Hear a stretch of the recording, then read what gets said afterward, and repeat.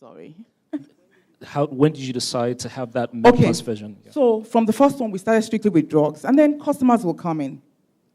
Or it's usually the men that start first. So I need something for shaving, I need a deodorant, body wash, hair wash, and then the women came, cosmetics, they will buy some drugs, but they will need something else. At that time, I think all this aging, anti-aging, 40 wants to look 30, 30 wants to look 20. People were very aware of the way they looked and the way, they just wanted to take care of themselves. They were very sophisticated customers. They will come to us with downloaded stuff from the internet. They were really our teachers, and I think we kind of listened to them, and gradually we expanded our range. So we started with skincare, facial care. I mean, every part of the body has a care or a cream or something to take care of it. And, slowly we've been approached to sell things from phones. We actually have to say no, because we have to make sure whatever it is fits, with the whole brand and the whole strategy of MedPlus. So from phone cards to bread to food to, a lot of things. So we've had to expand our categories, for a while. All right, fantastic. Great to hear that. So, Ireti, most people probably don't know. Like I said, you have a stellar career that has spanned, television, movies. Most people don't know that, for example, that you were on shows like Morning Ride. Did anyone ever watch Morning Ride? You guys are too young, dear Lord. All right, today on STV, and I also believe you had a show on Channels Television at that time. I had a show that ran on several stations, including DSTV, for several years, for 10 years. For 10 years? Yeah. That's amazing. So at what point did you decide to make that jump into perhaps what we might call mainstream television or movies, as the case? Acting has always been my passion. But if you're in this business, you know that when you're starting out is one of two things. You either get a job so you can at least, fend for yourself, right. Be somewhat independent, and not have to give in to any and all kinds of stupid offers that may come your way in the process, or you hang about where other people are hanging about, and whatever happens to you, happens to you. You may have to compromise. So for me, it was never option B. I've always needed some sort of independence. I've always had to be in control. I've always had to have some level of control. And we all know that nothing gives you control like money. Right, absolutely. Yeah. So even when I was producing shows, I wanted to be an actor. That's what I came to Lagos to do. So... Sorry, when you say came to Lagos, where did you come from? I'm a great Josite. We're not many. I schooled in Jos, lived in Jos for about 12 years. Wow. So when I finished, before I even finished in my third year, I started acting while I was in school. So when I finished school, it was a no-brainer. I got with a production company. I was a cable basher. I used to roll cable. And then one day, I was given the task of designing a show. I had never done that before. The company was given the opportunity to design two shows, a comedy show and a fashion show. And my boss tossed it to me and was like, you go and design the fashion show. I'm like, really? Anyway, that was how I learned the rudiments of broadcasting. That's how I learned to produce, present. But all this while, I never lost sight of my goal. I wanted to act. And intermittently, I would get a good film. Sitanda came, All About Eric came, these titles came, I would do them, I'll wait for another 2-3 years before another, and it wasn't for lack of trying. Right. I strongly believe, and I have always said it, that my career has been designed by a higher power that I call God, my Lord Jesus Christ, because there was a time when the industry would tell me, we know she's good, so... Do you understand? So it wasn't for lack of trying. So I did my show for 10 years, and then I did, I can't remember what film it was. If you give me time during the break, I'll remember what it was. And then the acting thing just took over. Finally, it was my turn. Finally, I had my moment in the sun. So from one project led to another, and another, and another, and another. And one day, the show was still running at the time. One day, I just looked at the show critically, and it had suffered neglect.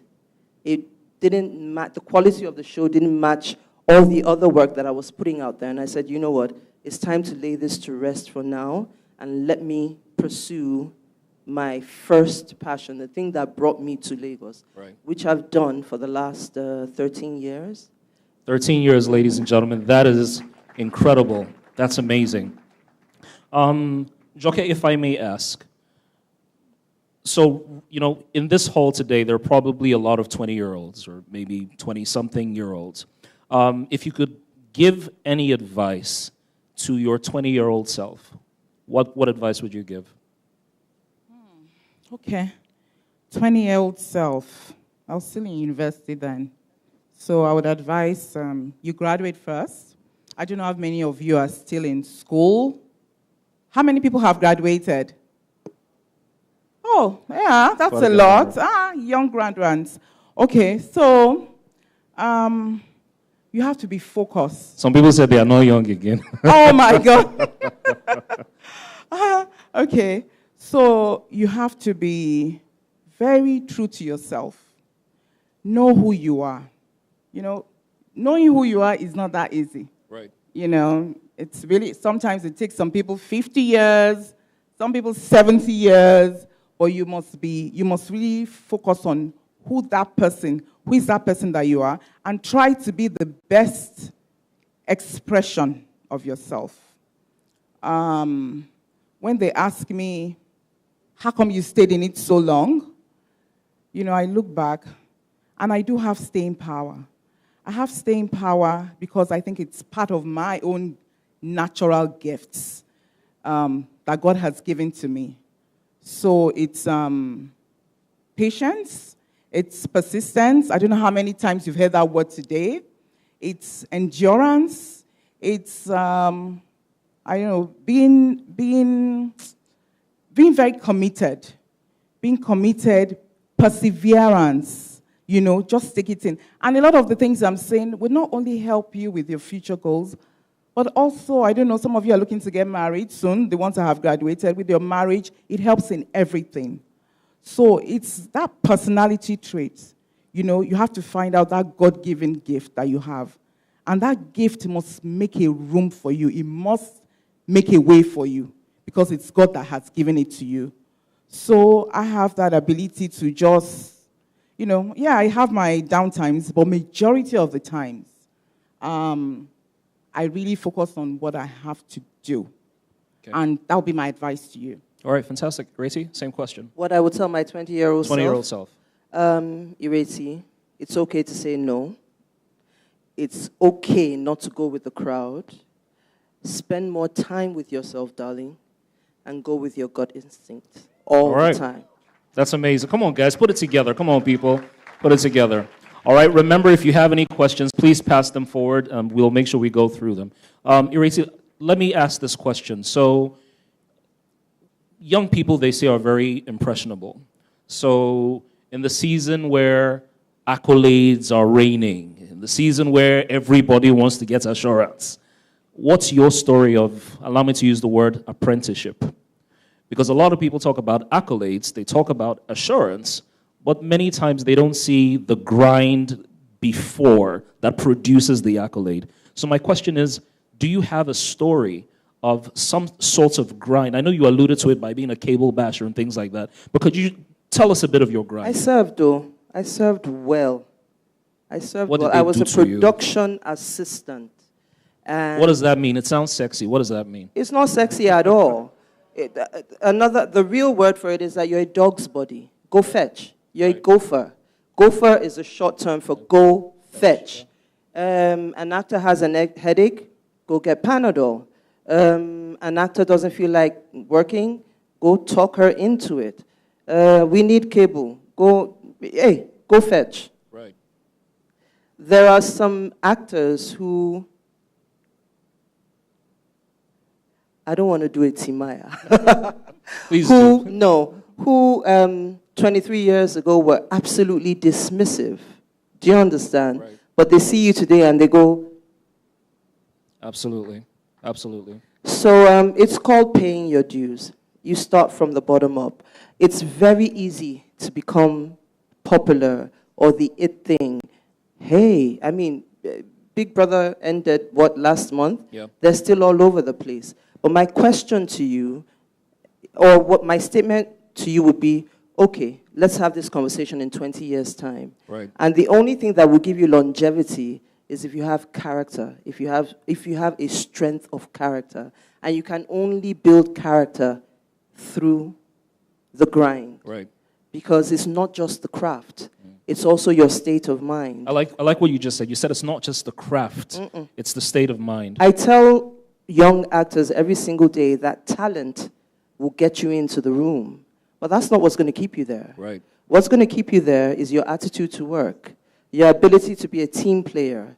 Are you a professional?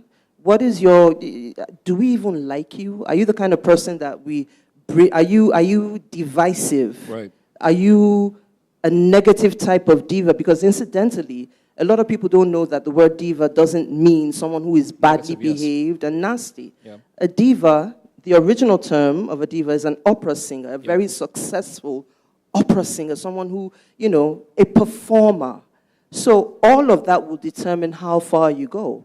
And now movie making is serious business. Right. Nobody's going to put millions and millions and millions down, on the table just to accommodate your nasty attitude. So all of that will determine how far you go. I say, with hindsight, I'm happy it took the number of years it took for me to get here. Because what I didn't understand, what I didn't realize was throughout that process, I was being cooked to the right degree.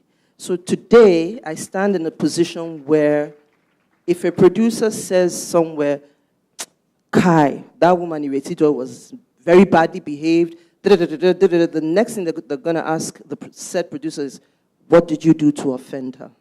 Because that's not the way she is. Fantastic. So you have a calling card. You're known for something. And you cannot be known for something in the twinkling of an eye. Let me tie this again. So being a gopher, go fetch this, go do that, and then you see someone who perhaps may not be as good as you are. But right now that person is in the spotlight. But your job is to serve that person, even though somewhere in your mind you know, I'm better than this person. How do you still serve someone that you think you're better than? How badly do you want to succeed? Wow. It's not about them. It's not about them. I'll tell you a short story. The production was owned by my husband, Patrick Doyle, and we had a shoot that day. And there was one actor on set, a female actor on set, that I can't remember what the conversation was or what I was supposed to do for her. Anyway, I spoke to her. Maybe she didn't like the way I spoke, whatever. She fell on me like a ton of bricks. I felt this small. Fast forward 11 years. She was brought as a waka pass on a show where I'm one of the leads. Oh, wow. And when I saw her, guess what I did? It was, hey, sis, welcome. Welcome aboard. Welcome on the show. Time will tell. Everybody has his or her season. You just keep wearing your red shirt. Sooner or later, the right person will take notice. Fantastic. Fantastic. Come on, guys. I believe we can do way better than that. Okay. Jockey, I want to ask you this question. Because you're a pharmacist, you're an expert. Unfortunately, it seems that there is a growing epidemic of young people using substances.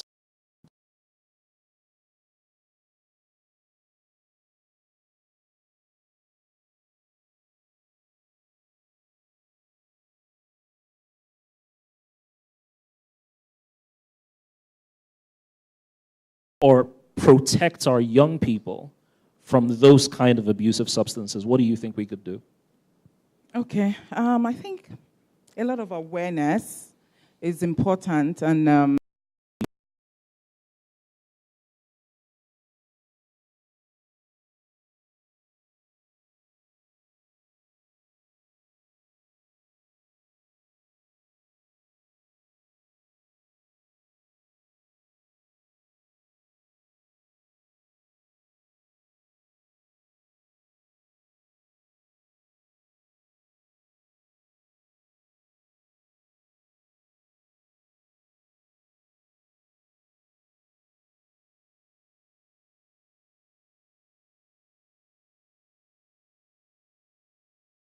us that, if you don't get it from you, we get it next door. And, that's fine. However, we try to, as much as we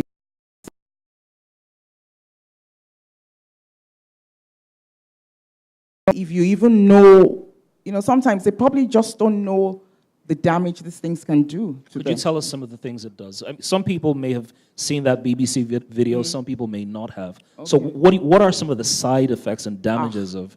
Okay, I don't know the whole lot. I'm not a big one on side effects. But first is your liver. Second is your kidneys. So it's organ damage. And then more importantly, up here, your mental, your cognitive function. It messes the whole thing up.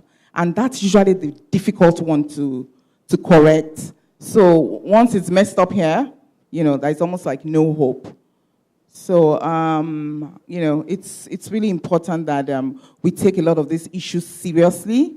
I mean, why are we on a, codeine diet? Codeine diet. I mean, even, some of the people in show business have to be careful the kind of message they're passing on to, the youths out there. It's so important because they take it, they're meant to be examples. I know something has been done about that particular track and all that, but it's just educating ourselves. There's a lot of information out there, just knowing, the kind of harm. And also, our government and the regulatory authorities, I know they're trying their best. It's not enough, but I think one day we'll get there. Right. I'd like to add, sure. I'd like to pick on something that Sister Joke said. She said they're supposed to be role models. And I'm not, where's that written? You need to pick, as an individual, it's up to you to decide who your role model is. Why? Why would you pick, and without talking about any one person in particular, there's a choice between Mr. Bankole Williams and someone with crazy-looking hair and his trousers down his butt, and you decide that that person that you choose as a role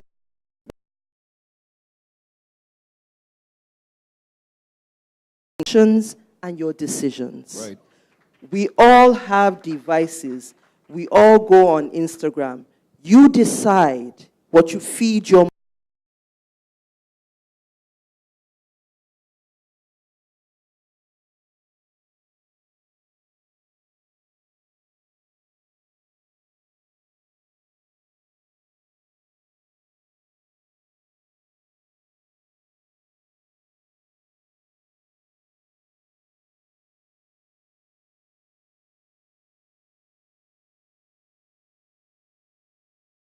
it's glamorous. You go try it in your kitchen, you will burn. True. So you're an adult. Once you're 18, you're eligible to vote. If you commit a crime, you will go to jail. So if you're old enough to do these two things, why are you being so casual with your own life? So that's the thing. Nobody, people come at me and, sometimes things are, you're my role model. I'm like, no, that's your choice. That's pressure. Right. And you fail to realize that the young person you're following on Instagram is still searching to know who they are. They don't know who they are. They're in a process. They're young kids. And that model, you don't enter one.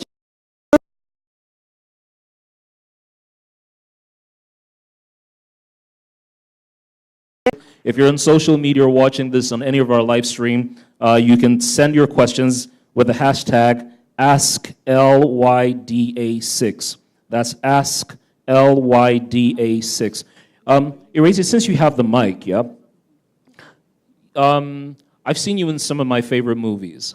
Dowry, my friend Victor Sanchez Agawa. The Wedding Party, of course, absolutely. How many of us watched the Wedding Party?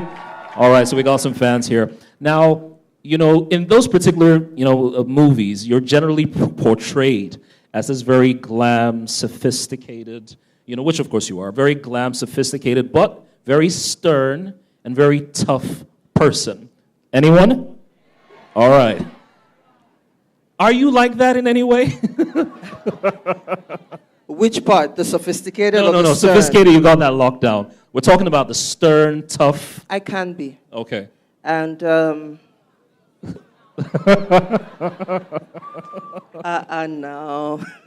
I can be. Tell me. And the honest truth is that is usually my default mode. Okay. I'm naturally reserved. Naturally. For instance, I've just met her now. If I saw her again, I would never refer to her as Joke. I'm Yoruba. We're brought up in a peculiar way. So if I find out that, first of all, I'm going to be worried about the age factor. Is she older than me or not? That's How old are you? 51. Oh, my God. Say what? Wait. Sorry, I'm sorry. Wait. Hello, I need to stand up. Sorry, man. Say what? Sorry, 50. I'm 51. No, it's a lie. See, in Nigeria... It's a lie. Wait, does she look 51? What? Sorry, ma, you were saying. You see, now the conversation, feel free, in my own skin. I'm very young at heart. That is very amazing. young in my head, very young in my spirit. And I'm blessed with a young frame. So that 51-year-old thing doesn't come out till you cross the line. Then there's just something naturally in a person. Once you cross that 40-year line, you were seeing, you don't take it as quickly as you used to. So what were we saying before? We're talking the character, being typecast. Are you that type of person? Yes. I can be stern. I'm naturally reserved. I open up to my inner caucus, my family. I can be just as silly as the next person. Remember Fuji House of Commotion? So there was a certain person called Sistikuli Karo. And let me tell you something about actors. You see all these characters that we play, it's one of two things. It's either you have observed somebody and you have imbibed their character traits, or there's a little bit of that person somewhere on the inside of you. There's a silly part of me, honestly. I can be just as silly, just as foolish, just as comical as the next person, but I just save that for my inner circle. Wow. Thank you very much, Auntie Reti.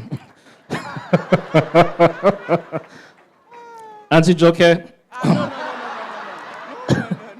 I'm not asking your age, it's okay.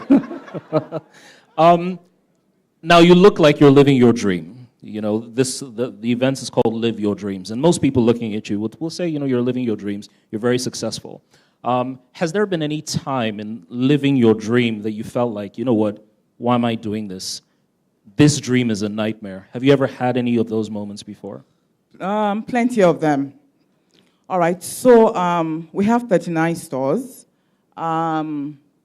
We've closed like 5 stores. One store caught fire. If I was in Mega Plaza, I think it must have been like 10, 15 years ago. Was early in the morning, like 6 a.m., I got the phone call, and the whole thing burned down. Oh, wow. No insurance. At that time, to even get insurance was hard. Right. If you wanted insurance for yourself, they would ask you, the person next to you, what does he have? The person in front of you, what does he have? The whole building. And, at that time, I was still young. We were growing the business. Who had money for insurance? God was my insurance, and God still is my insurance. But that one went, and, we lost a lot of money there. Then sometimes I get frustrated, when things aren't going well, or somebody has just stolen something, or, it's retail, it's very involving, a lot of things happen, or customers abuse you. But, somehow I've been able to cope with God's guidance and, with that, grace that He kind of gives to you at the time. I don't focus too much. It will just be for, a few, just like a day or two, and that's also because of my own personality. Okay, so it's really good when you're able to discipline yourself. There's a good personality and there is a bad personality. Relationships are very important. You must be personable, as much as you can. But those were the times, I've made some errors, even recruitment errors. Those ones were very grave. So it will come, but somehow God gives you the grace to take it in And sometimes I don't even always know what exactly to do. You know, I'm never in a hurry, sleep over things, you know, pray, very importantly, talk to people, and then somehow listen to your own intuition. The times I have made the most mistakes are the times when I haven't listened to myself.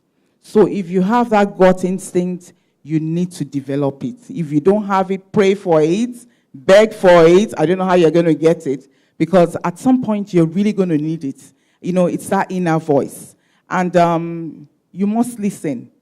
You must listen. If you hear it, you must listen. So those are the few things, situations, instances that I don't think there is any human being that would, I don't know if I'm even fully living my dream. Why do you think I was living my dream? 39 stores is a big dream. Well, I'm not even sure if that's my dream. I'm a pharmacist, all right, and I've done that. Maybe there's something else that's even my dream. Right. You know, and so you're living your dream, or you're still dreaming? Yes, I'm still dreaming. But today I'm awake. Today is awakening. All right, so we'll go back and sleep. Yes, absolutely. Well said. Well said. Ireti. Yes, sir. Yes. What about you? Have you ever had those, this might be a nightmare moments? Certainly. In the beginning, when if there's any aspiring actor in the room, please train yourself to get used to hearing no. No, no, no. Learn how to take rejection. Learn how to absorb it. Don't let it push you down. Rejection can be hard. In more recent times, I've had those moments where, in fact, to be honest, late last year, it was brought to me in a very profound way how sheltered my journey in Nollywood has been. How sheltered and how privileged. Because I had the opportunity to be on a project where I witnessed firsthand just how shabbily, some actors are treated. I'm talking about the young ones, people coming in, people who are hungry to make a name for themselves, and we have producers who take advantage of this. So, in fact, that anger and frustration has propelled, some sort of action on my part. Because there is a concerted, and now I'm deviating a bit, but there's a concerted effort to make the actor feel or seem as if he or she is the most inconsequential equation in the value chain of movie making, and that is incorrect. Because the reality of the matter is, it doesn't matter how cutting edge your technology, it doesn't matter how beautiful the scenery, it doesn't matter how fantastic the script, although every good story or movie begins with a script, if you do not have an actor to tie all these elements together, you do not have a production. I didn't write the book. None of my colleagues write the book. Hollywood that you are aspiring to be, that is why the actor is king. Everything that you're putting out there is so that the actor can perform, and you as a producer can have a performance that you can put out there to make profit. So why do you treat the actor as if he or she is a footnote? But here's why. As an actor, even as a renowned one, even as an A-list one, you only have so much power. Because it's not your production. You're not funding it. So it is now up to you to use whatever platform that you have created to create something that gives you a bit more power so that you don't have to bend over backward for every Tom, Dick, and Harry that comes your way. My name is Harry. Every Tom and Dick that comes your way. Thank you. Just saying. Thank you. Great question. Can we please appreciate her? Fantastic. All right, so I've got a few questions. I'm going to run through them really quickly. Someone says, I'm a young producer. This is for you, Rete. I'm a young producer-director. I shot my first film. How do I get to intern with big producers or directors? I've been sending DMs, but no reply. Sorry, is it me? Is it because I'm middle-aged? DM is not a place to do serious business for me. Is it me? Hashtag DMs are not a place to do serious business. Maybe I don't understand how social media works, because frankly speaking, DM is a place I go to when I'm done, by chance. Yeah? Now, if you are a young producer who has produced your own thing, you know, right now everybody is the director general of their own TV station. Yes. Do you understand what I'm talking about? Yes. Everybody. Are we all on Instagram? Absolutely. If you're on Instagram, you're the DG of your own TV station. Put a 2-minute clip of that on Instagram. If it's all that, trust me, somebody will hit you up. Then stop DMing people. If you know where Tope Oshin is shooting, go there. If you know where Ni Akimolayo is shooting, go there. Where are you going? I don't know. That's what you do. Go to EL. Go to Tintel. Go, talk about it, tell people. If you're all that, because we're always looking for fresh talent. That's what people don't understand. Everybody is looking for fresh talent. Be you an actor, be you a producer. Can you do something different? Everybody. So if your business is all that, somebody will come for you. Absolutely. Well said. Joke, there's a question that says, how do you know your God-given talent? I have a very short attention span, and I lose interest in things really quickly. Can you give me actual guidelines on how to focus? ADD. How do you know your God-given talent? Do you know your Zireti? My God-given, I'm a communicator. Okay. I was put here to communicate. Right. In any way, form, fashion. That's what I do. I communicate. All right. So, Ireti knows hers. And it's that thing you do effortlessly. That thing you would do if you were not paid any amount of money. That thing you would do for 24 hours. And I know sometimes it's hard. I know some of you are multi-skilled and talented, you know, which is even more confusing. But, you know, with a bit of, in fact, it's your friends. People will tell you what your talent is. You know, for instance, I say I'm a pharmacist. People tell me I'm very good with planning events. And I enjoy it, but I cannot do it to make money, even though I enjoy it, amongst the other skills. I'm very personable as well. I know how to hold a relationship. So you pray. I'll go back again to that. All right? I know you said attention and, you know, about you being all over the place, not being able to. You really need to settle down. Settle down and find out who you are. Focus on one thing at a time. There's no need being restless or running around. That can't do much for you. Start with something, one thing. Pick one thing at a time. You know, sleep early, exercise, you know, exercise and eat right. I know with exercise, it helps a lot with attention. Believe me, I know a lot of studies have been done. So try and get into that right frame of exercise. I think that would help. But, you know, more importantly, focus on one thing at a time. All right? And I think that should help. I might not really have all the answers in finding your God-given talent because, of course, I'm not God and I didn't give you the talent. But I think with a lot of deep soul searching, you know, and it might take some time. It will take some time.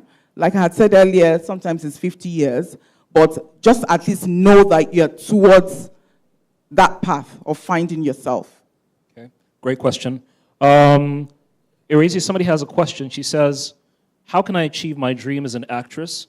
I've attended a lot of auditions and have even produced a Yoruba movie that got crashed at the marketing stage. I want to be a professional actress and I really want to showcase my talent, but I still want to protect my integrity. I'm in my late 30s. Get a job, boo. Make sure you have a job. No, I'm not kidding.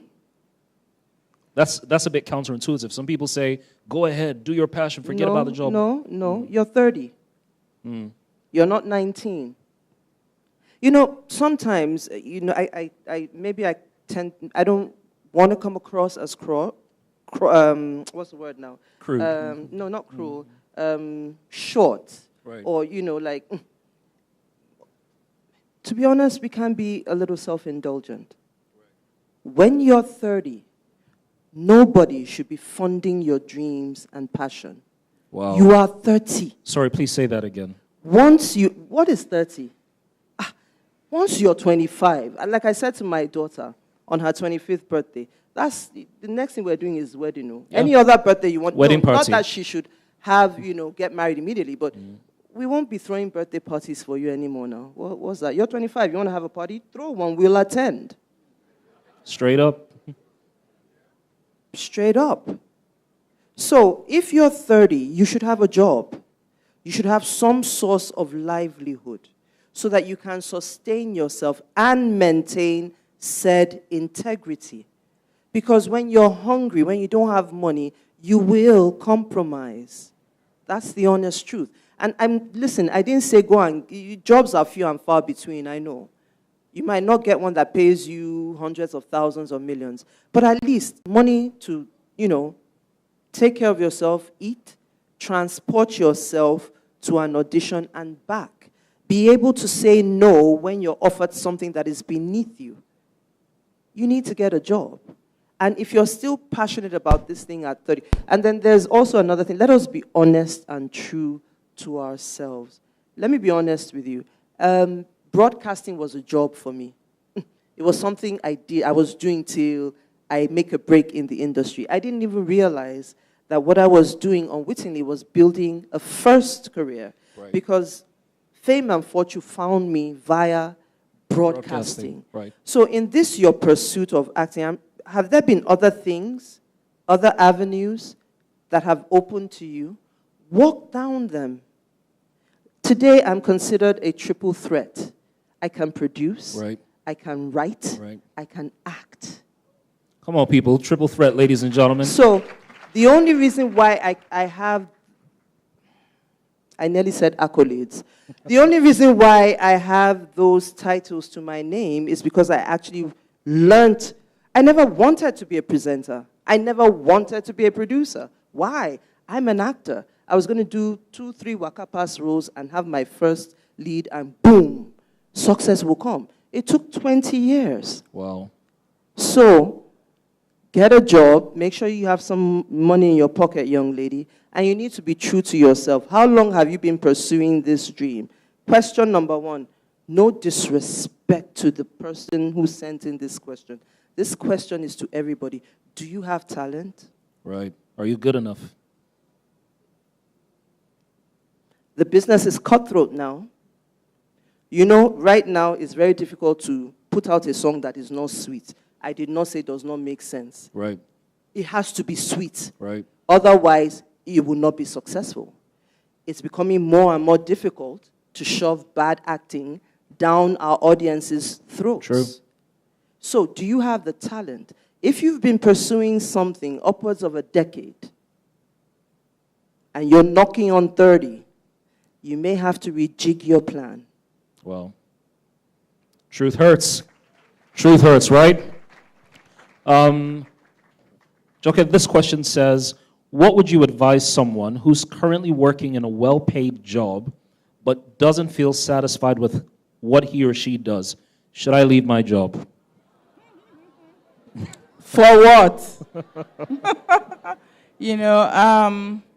was even going to add to what Ireti said. Ireti, I'm only 50, you're older than me. So we can call each other first names. Okay.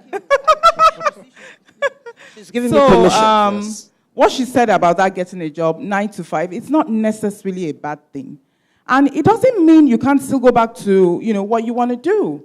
Your success can even come and find you there. Like she gave her own testimony and all that. So don't take it in a, bad way at all. But you need to be busy. You really need to, really put yourself in something. One of the books I like to read is by Malcolm Gladwell. And he talks about the 10,000-hour rule. I don't know if you guys have discussed it at some point.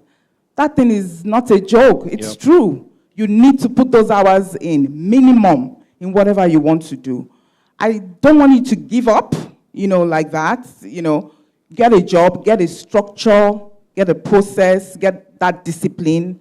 And even from there, from talking to other people at work, there might be a spark, anything can happen. Now, the person that has a good paying job, that wants to leave, I don't know what you're going to do, if you have talent or skill, or if you have business that you want to do, start while you're still working, all right? You know, I don't know what kind of job is it, but you can create some time while you're at work. You know, start bit by bit. Don't just leave what you have for certain. You know, I know people get that itch. I know people get, you know, they get all kinds of things while they're doing that. But, you know, you have a plan. You know, follow your plan. Go bit by bit. Nothing is magic, you know. It might take you a little while and see how it goes. It's even better for you to employ somebody without your high-paying job and pay peanuts and put the person there just to see what it is like. And now, especially now, you know, I don't know about the arts, but business, you know, in this environment, I'm not sure it's a good time to leave a high-paying job and, you know, high for you, you know, high-paying job. This is not the time, okay? Without having something solid that you've already started, you've nurtured, you've monitored, you know, like that. That would be my honest advice, really. This is not the time to leave any paying job, whether high paying, low paying, medium paying. The economy, Nigeria is hard. Yeah? It's challenging, not hard. Challenging. You get know, wala. maybe not even that. Being a grown-up, being an adult is challenging and comes with responsibility. Now, the very nature of the way our social, political, economic existence has evolved has given all of us a sense of entitlement because what? You have leaders who should be creating avenues that will enable you succeed in whatever you do. For instance, if we have steady power in this country, I'm sure everybody here will find something to do. Just with steady power alone. True. Do you understand? But no, rather than put those structures in place, what do? They dash out money. They dash out money. They dash out money. If you really want to emancipate a person, you don't give them fish. You teach them how to fish. So they have a constant supply. If I'm dashing you fish, the day I don't like, I will not dash you and you will not eat, which is what is happening now. Okay? So now is not the time to leave any kind of job. I like to hold a young guy up as an example every time we're having one of these conversations. Who remembers Obi-Wan? Obi-Wan worked in a bank for many, many, many, many years, even while he was singing and doing his thing and moonlighting, and did not leave that job until the music was secure. So please, apply the monkey syndrome. Do you know what the monkey syndrome is? Have you watched how a monkey travels in the jungle?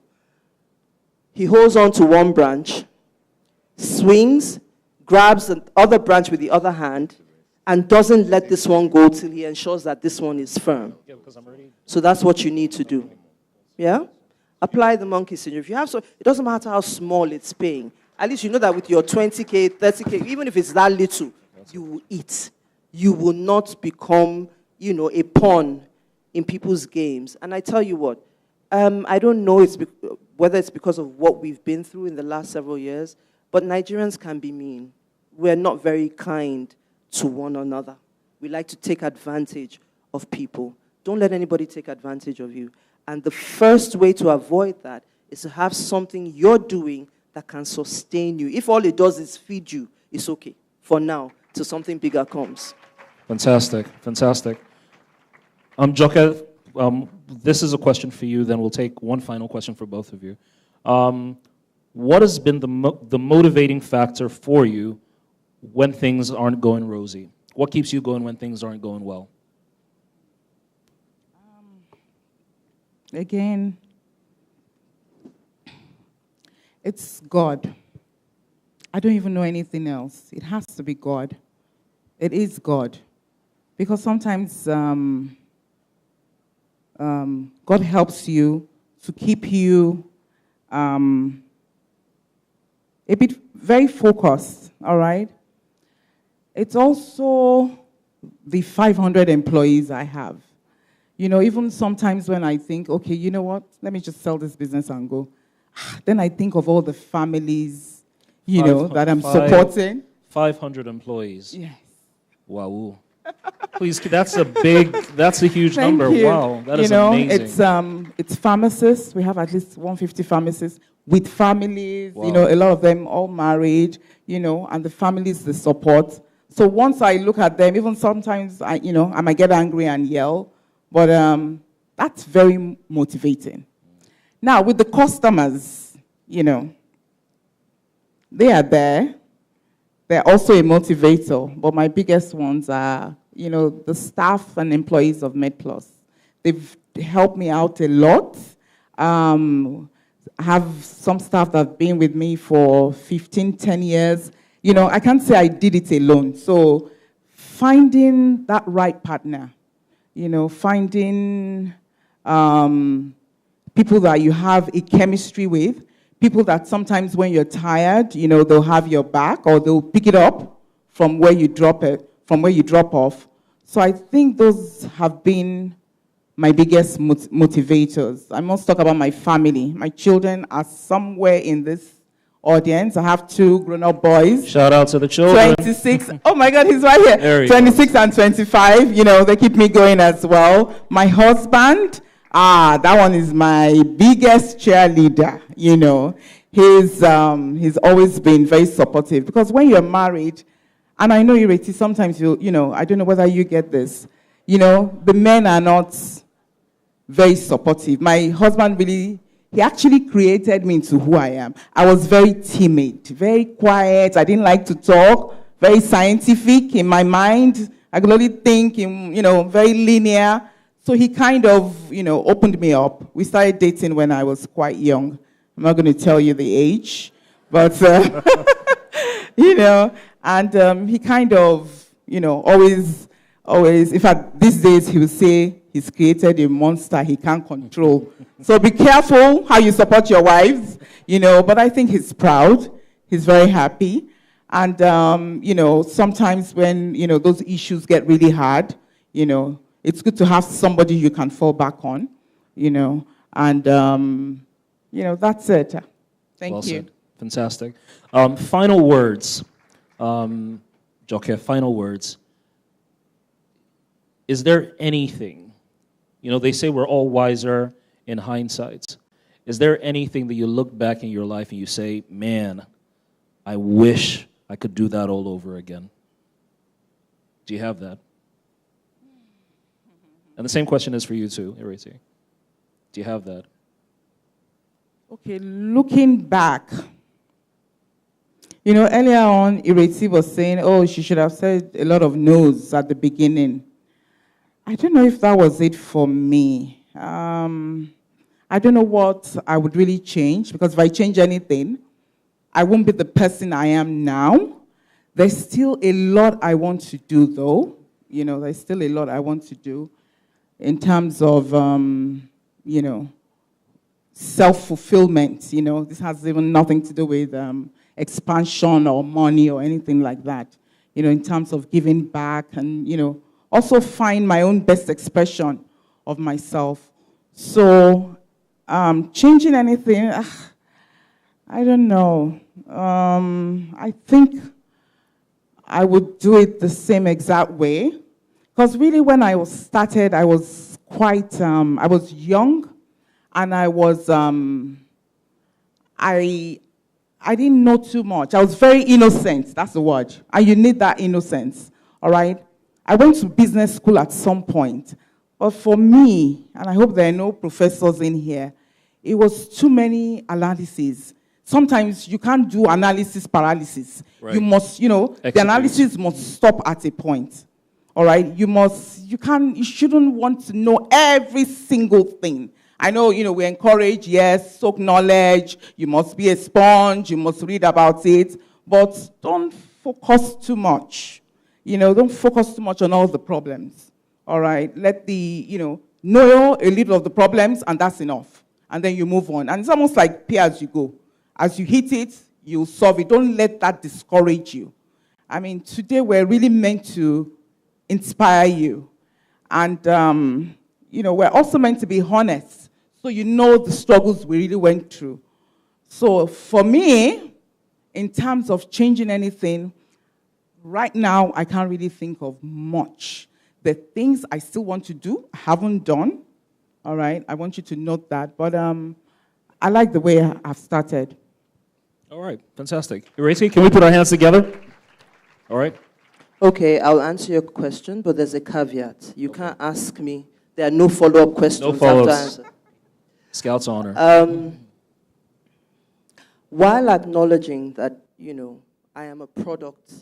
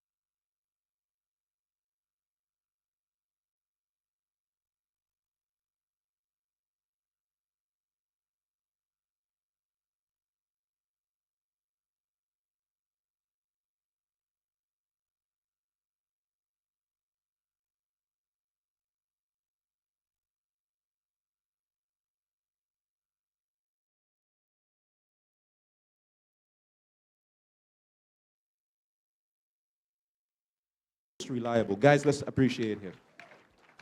Liza and Mary, in fact, all the noise we were making online, the publicity and everything, these two people made it happen. Right, Liza King and Mary Sado. I know you're clapping for Banky, please do so. And Lasisi, obviously. Right? But with that same excitement, please, I really want you to appreciate Liza King and Mary Sado for all the work and publicity that you've done. Elijah is part of the planning team. Where's Ini? Is Ini around? Ini Akpan, as in all the content that we've been developing and everything, Elijah and his team, Ini Akpan, have worked tirelessly to make it happen. Let's appreciate them. Bolu has been with me since when? 2013 now? Thereabouts. Yeah, 2013. And he works with me. He's in charge of venue, logistics, all the moving around and stuff like that. And he's also a great speaker and consultant. Let's put our hands together for him. He works with LYD Consulting. Then David. David has been responsible for sound, ensuring that, everything, sounds nice. Please, let's appreciate him. The sales and stalls has been handled by Akin. Akin is also a fantastic speaker, consultant, and he's worked really hard on this. Please, guys, don't stop clapping. Ibukun is our quality control person. She, if you think we have good quality here, do you think we have good quality here? I can't hear you. Do you think so? I better say yes, so otherwise they won't come up again. Right? She has been responsible for that. Let's put our hands together for her. Hope has worked with the media team. So we have guys from traditional media, contacting them. We had things up on Bella Niger and some other blogs. Hope did that, right? And her team. Let's appreciate Hope. Shewa has been responsible for registration. How long have you been with me? Almost 4 years now, something like that. And she's responsible for the numbers, ensuring that we have large numbers of people turn out for this particular event. One more time, let's appreciate her. Amaka is responsible for the Dream Development Center. And I think at this point, I'll just make that quick announcement. Right, so after this conference, a number of people ask me, hey, Bankole, yes, people get inspired, they get motivated, and so what happens next? I'll tell you what happens next. The next thing is what we call the Dream Development Center. So what I've done is I've set up a platform where I connect experts with dreamers. So people who have succeeded in different phases of life can come and teach the technical skills, right, to the people who desire to learn from them.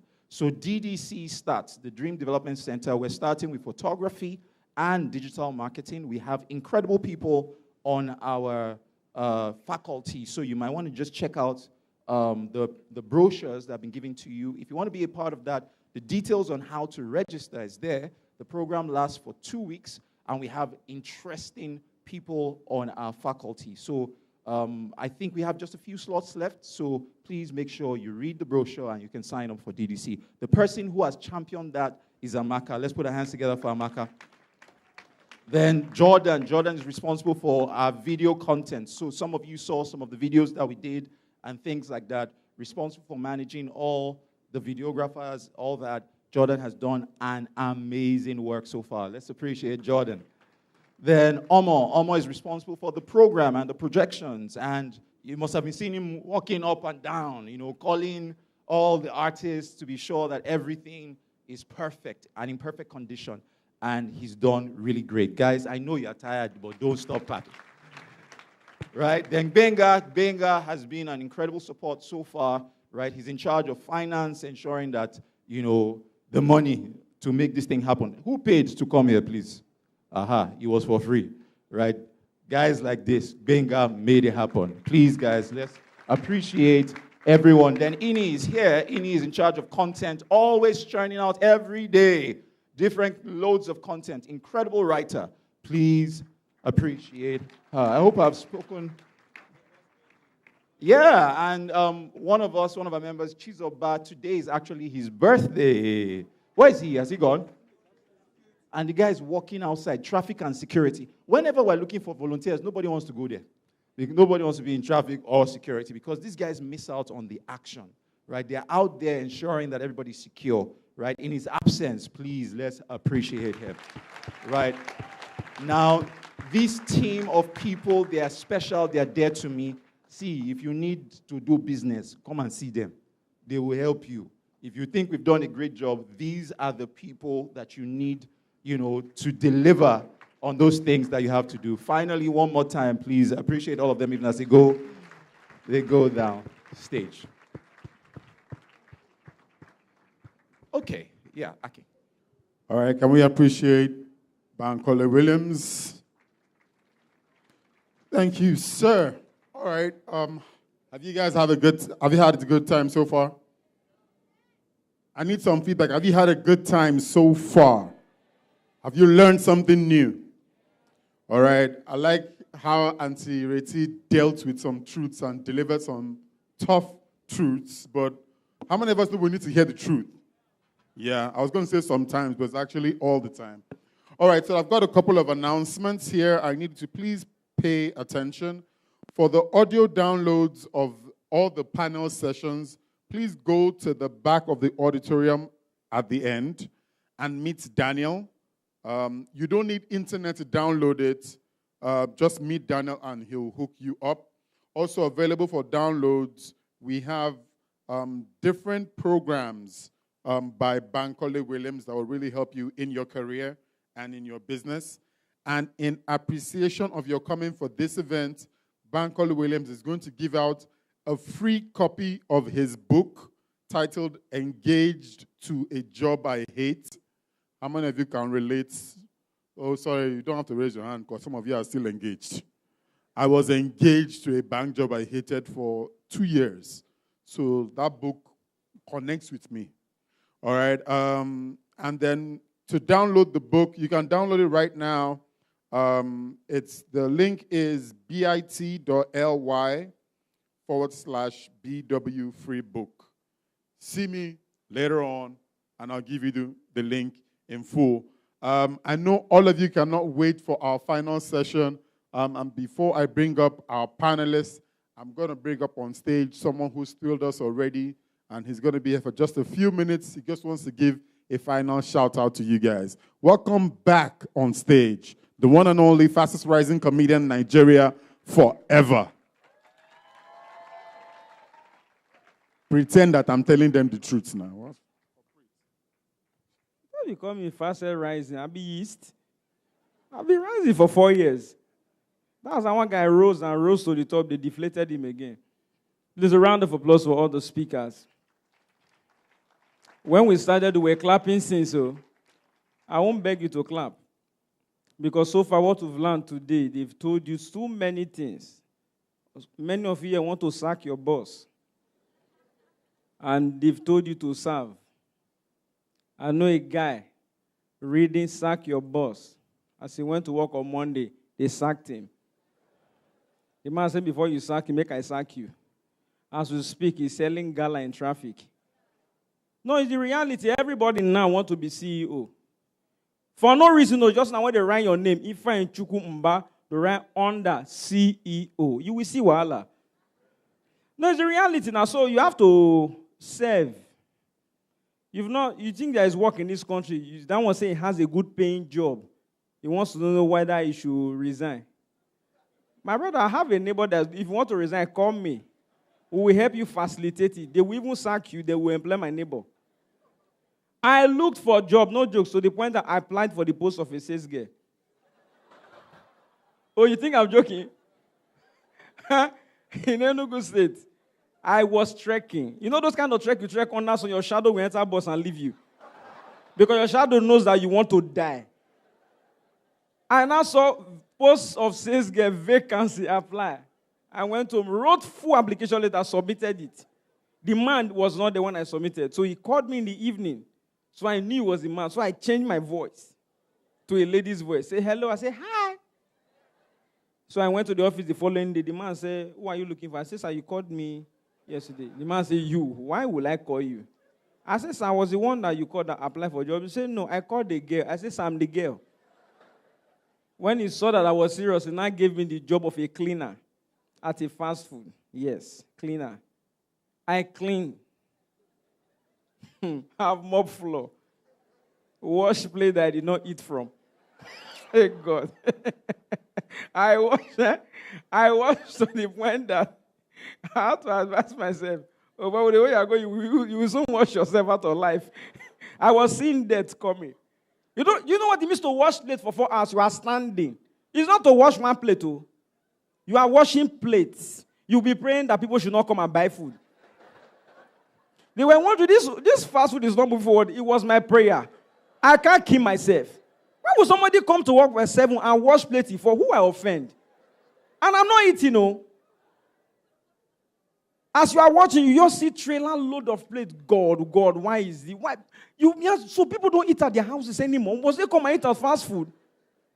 It was while I was working there. I know you must have heard this joke before, but it was originally mine. That somebody came to buy food, and a guy stood in front and was like, "Madam, please, I need meat pie. Help me microwave it." And they microwave it. So that guy was his first time there. So in his mind, it's the normal process of everybody that comes to the fast food. He said, "Madam, I need Coke. I need rice and ice cream. Please microwave it." The woman said, "Is it your food?" I said, "Microwave it." Everybody have a microwave. I will not be the only one that will not microwave. You know what that microwave approach is? I said, you will kill yourself. And now, there's a difference between fast food restaurant and mama put. Life, the way God created this world, is so that you have platforms for every form. So don't put yourself under pressure. If you don't have money to buy 1 plate of rice, 1,000, go and buy the same rice that they cook that does not have AC to cool it. Because it's not the rice you are paying for, it's the AC. So if it's the heat that's the problem, I will eat and farm myself. So that's why I tell people, if your house is too hot, go and open your fridge and stand there. You will cool yourself. So I was used to mama put. Mama put is one that you chalk to write on a board what they have. They will not title it, "Food is ready." They will not list what they have. Rice, beans, moi moi, dodo, buns. As a student, you are not looking for quality.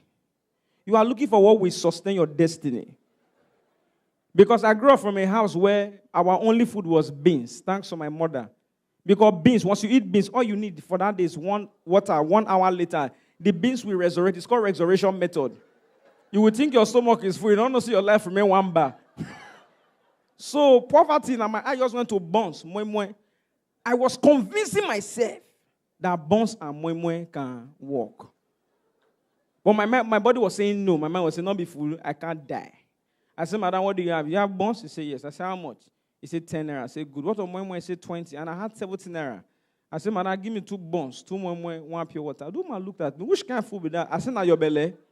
I said, "Madam, moi moi is beans. Buns is flour, is bread." So in my mind, I'm eating bread and beans. It will digest and change inside. The woman said, "Give him. Let him eat." From that day, 2 buns, 2 moi moi, 1 water. My wicked classmate was so, "Boy, you fresh." I said, "Now God, though." I didn't know my body was changing until one day I saw myself on the mirror. One shoulder was higher than the other. As they rushed me to school clinic, when they did scan, they saw the bones gathered on one shoulder. Thank you. I need to go home.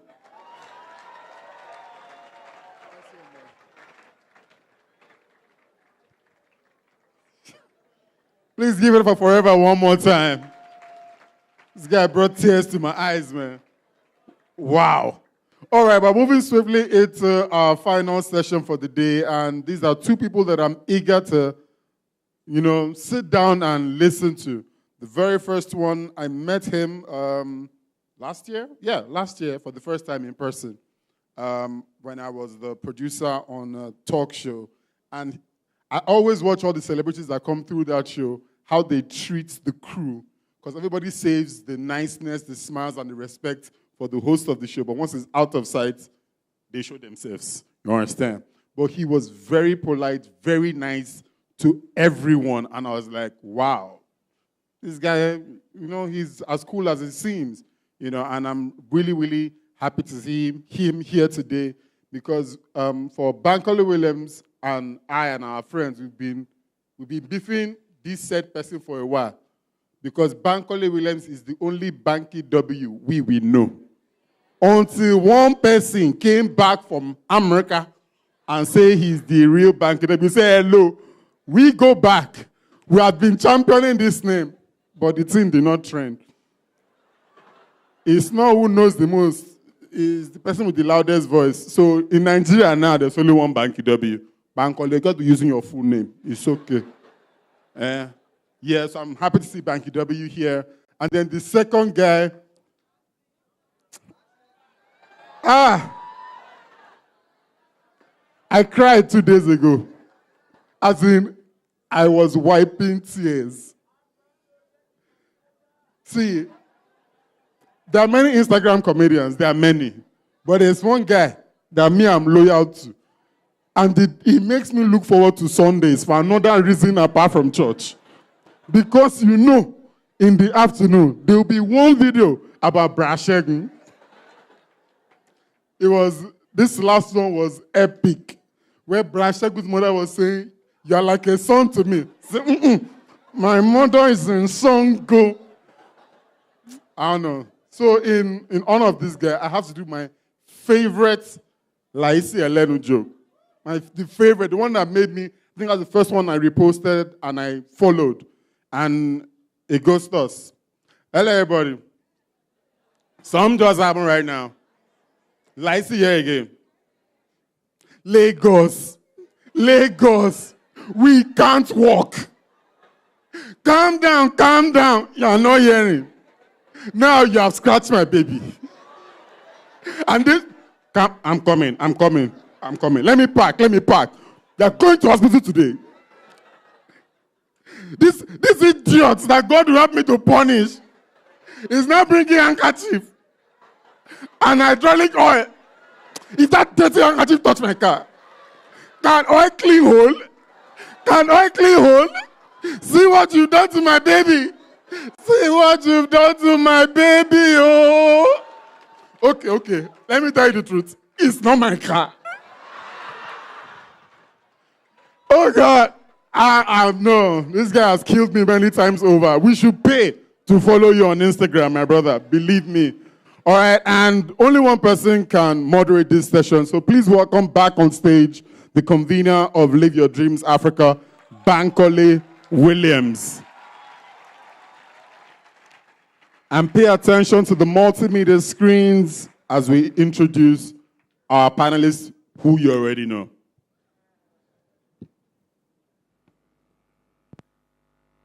Banky W. Bankole Wellington, popularly known as Banky W, is a singer, songwriter, producer, and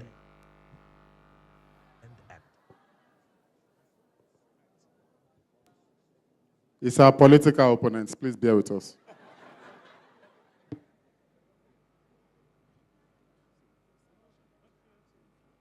Introducing Banky W. Bankole Wellington, popularly known as Banky W, is a singer, songwriter, producer, and actor. He has been responsible for signing a number of other successful music acts like Niola, Shady, Skills, and Wizkid. He has some prominent awards to his credit, including John Lennon Songwriting Award 2006 R&B category for My Regret, Best R&B Artist, Nigerian Entertainment Awards 2006, and so much more. He's presently married to the love of his life, Adesua Etomi, who was his wife in his debut Nollywood movie, The Wedding Party. Please welcome to Live Your Dreams Africa 2018, Banky W.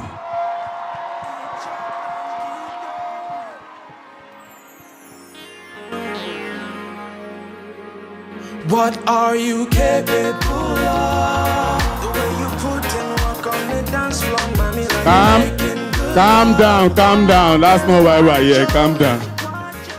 Otherwise, Banky will start singing. Just wait. And our second panelist.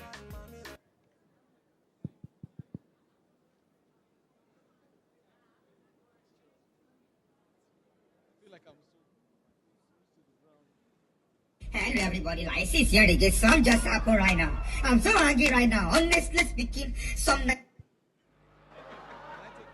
Nosa Afolabi Better known by his comic name, Lasisi Elenu, is a health education graduate and hails from Kwara State, Nigeria. Today, he is one of the most watched comedy skit curator on Instagram with an average of 200,000 views per skit. He is also featured in a couple of Nollywood movies. Nosa's dedication to living his dream has brought him fame and fortune. Please welcome to Live Your Dreams Africa 2018, Nosa Afolabi, aka Lasisi Elenu. Everybody say you are looking sweet. Hello everybody, like this here again. I'm just happy right now. I'm very...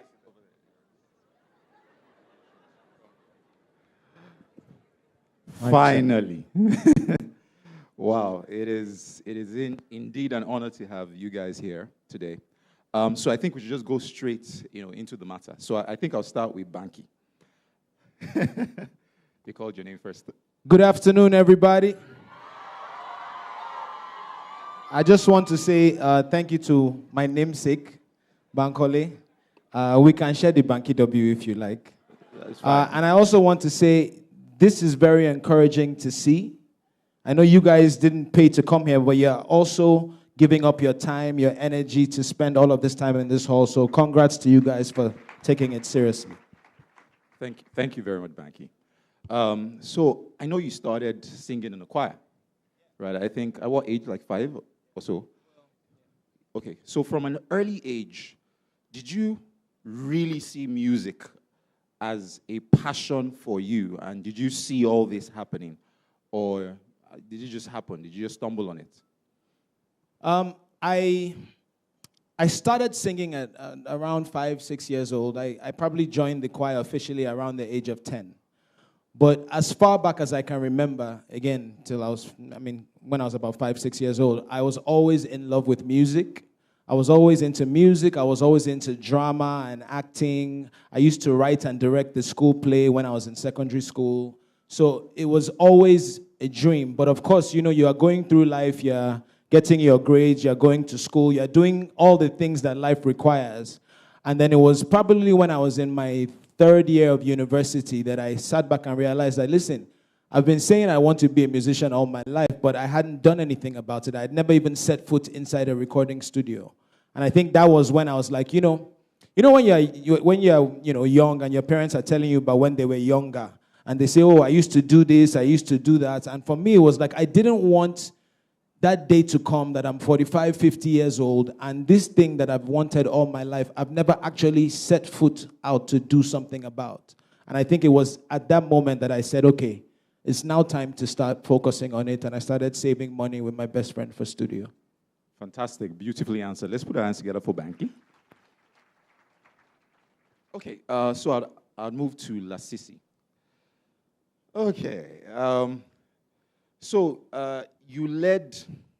what led to you becoming the #1 ranter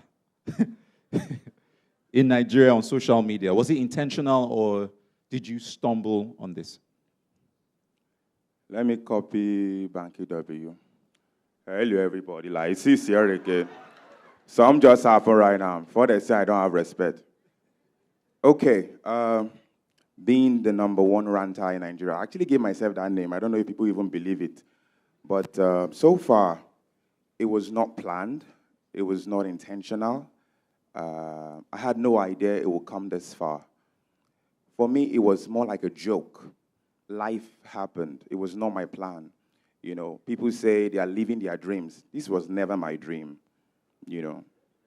I had a new dream. No, let me, don't calm down. When, this life, for example, you like a girl, she doesn't like you. All of a sudden, someone else is liking you.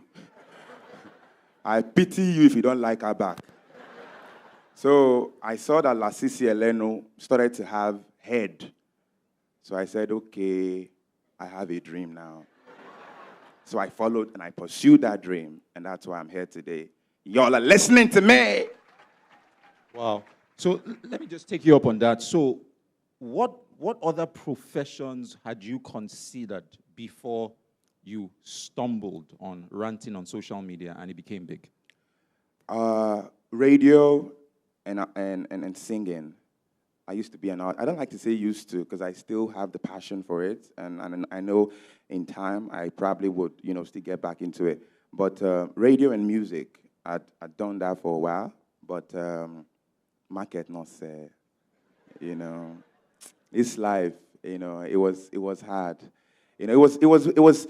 I think the most heartbreaking thing for anyone who is an artist, let me use that word, or a celebrity, is when you go somewhere and you have to introduce yourself. It is heartbreaking. Then to places, hoping people would even realize that I just had a song, and they would even give me benefit of the doubt to even sing that song. And I'd be like, God, I beg, come up for it. It was, it's painful, but I tried radio, I tried music. It didn't turn out well. Not because I was not good at it, but I guess it didn't just work for me at the time. And I know it eventually will. So yeah, music and radio. Okay, thank you for sharing that. Please, one more time, let's appreciate Lasisi for that answer. Back to you, Banky. A number of people out there think you've always had it easy. But I know that there are stories that people do not know about. And I know that there must have been times when you had it pretty rough. But on social media, it's so easy to just judge people by the curated content that's out there. But I know somewhere in this journey, there were times you possibly doubted yourself, and there were certain struggles. Could you share a bit on these experiences? Okay, so I don't know how much time we have to answer each question, but I would like to share 2 stories about this. Okay, so, sorry? I know you people have been here all day. I don't want to delay you. You are sure? Okay, story number 1. This is probably when I started recording in earnest, when I started recording music for the first time for the purpose of becoming an artist to release it. Now, like Bankole said, people always see the glory, but they never really know the story behind that. And for everybody that you see that eventually becomes successful, there's a story. There are years of hard work. There are years of anonymous working, blood, sweat, and tears behind the scenes to make these dreams come true. So for me, when I started recording, I started making music, and we felt like, okay, this music is good enough to be put out. People will like this. This is something that people can respond to. But we couldn't find a record deal. And at the time, I was in New York. I was going to school. Like I said, I was in university. But we couldn't quite find a record deal. We would come close. We would take meetings. But we just kept, it was like there was a glass ceiling that we couldn't break through. And we didn't know anybody. We didn't have a lot of money. So this is what we did. We first of all decided that we were going to start, if nobody wanted to sign me, we would sign me ourselves. So I started EME as a record label in my dorm room in my 3rd year of university. And what did I do? I just called my best friend up. I said, listen, we're going to start a record label to put this music out. So we started saving money part-time to, put for studio time, to work with producers and engineers. And when the music was made and we couldn't find a deal, I went to my school lab, printed out posters, put it on the side of my car, and we would drive around in the neighborhood and drive to every business that had female clients. So we would go to every hair salon, to every nail salon, to every retail clothing store that had female customers. And we would go walk right to the owner and beg the owner and say, please, we're young entrepreneurs, I'm a musician, can we sing for your customers? And sometimes they would kick us out and say, no, we don't like this here. But sometimes they would agree. And when they agree, I would, walk up to the women in the room and say, hi, my name is Banky W. We're just about to put some music out. We'd like to sample it for you. And I would sing for a minute or 2 for them. And then we would sell CDs out of the trunk of my car. And I tell people, people always want the Grammy. They always want the money, the endorsement deals. But if you don't start where you are, you will never, ever get there. See, God does not give you everything you need for every step of your journey, but He always gives you enough to start. And it is in starting where you are that He will start to give you and line up other things to come into place. Ladies and gentlemen, I hear this all the time. Oh, I don't have a godfather. I don't have money. I can tell you the God's honest truth. I started in the same position. At the time, we actually all, when we started doing this like, going around and singing for women in hair salons. We quit our jobs and depended on the money that we made from selling CDs out of the boot of our car. So on the weeks that you don't sell any CD, we would actually go to Tunde's church. Tunde had a church that was an hour or two away, but after service on Sunday, they would serve food. So we would go and attend the service just to pack food and keep in the fridge, so that during the week, if we don't sell any CDs, at least there's food to eat. And sometimes it is that level of radicalism that you need to apply to your dreams in order to make them get true. The second, I start to talk a lot, so I'm sorry.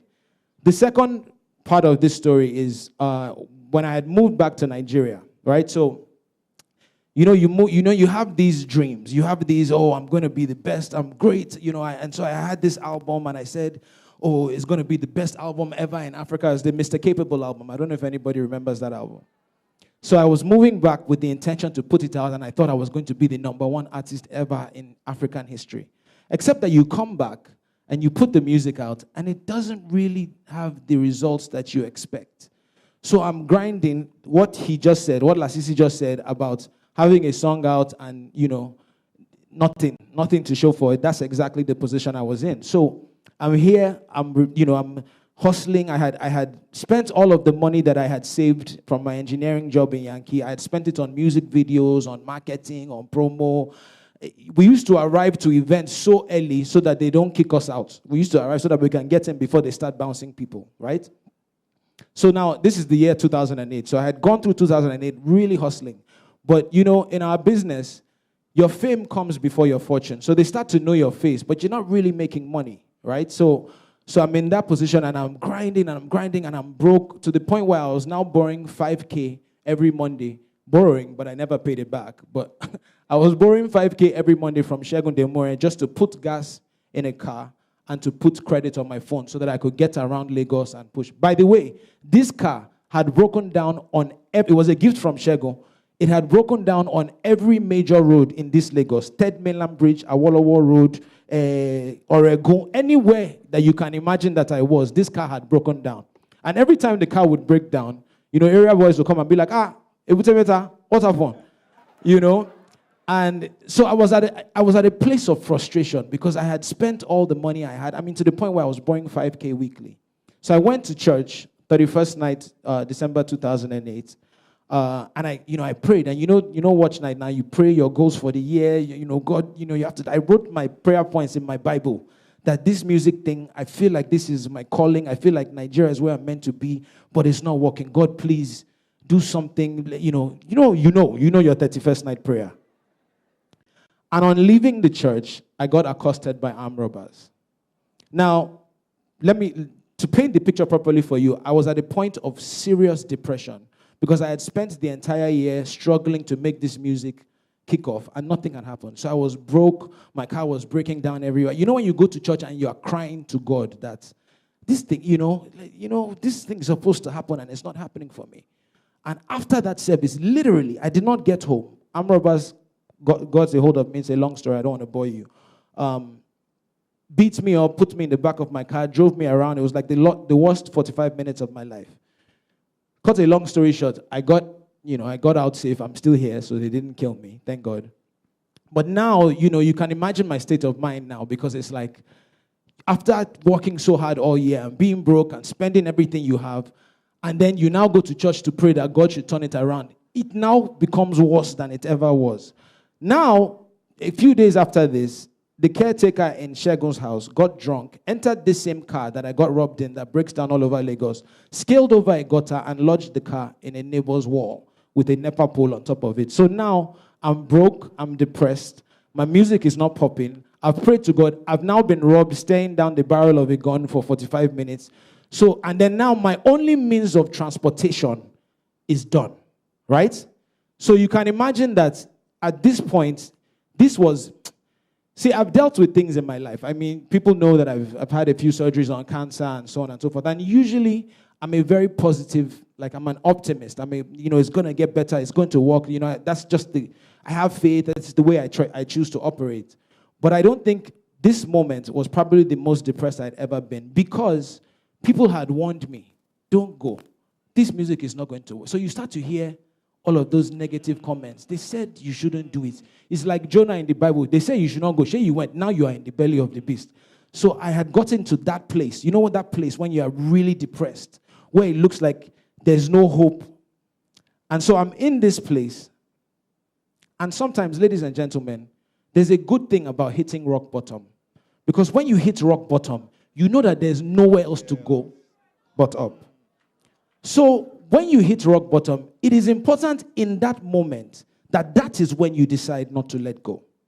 In that moment, sometimes just holding on past this rock bottom place, this place of depression, of nothing is working, just believing and saying, you know what, I'm going to stay here. I'm going to try again. I'm not going to let go. That's what separates the people that make it from the people that don't. Sometimes that's all it is. And in that moment, I came this close to saying, let me free this thing. Let me go back to Yankee. Maybe I have an engineering degree. I will go back and get a job. But I chose not to, and I said, I'm going to stay here, and I'm going to try again. You know, maybe I have been recording a certain way. Maybe I needed to try different producers. You know, you still have a goal, but you know, there's many ways to score a goal. If you're on a soccer field, if all you ever do is cross the ball and head it, next time, cross the ball, head it. Next, it's not going to work, right? So you change your methods. I said, okay, let me try and work. So I borrowed money. My manager at the time, Shagun, borrowed money from somebody, and I got in the studio, and the first song I made was Strong Thing with Cobams. And that song was the beginning of what turned around. Now, no, hold the applause. The point that I'm trying to make is that, ladies and gentlemen, I couldn't even call my parents because they warned me not to come. They warned me not to go on this journey. So I couldn't even vent. I couldn't even, do you understand? But I just had to say, you know what? This thing, I will crack it. I will be determined. My story is not one big win.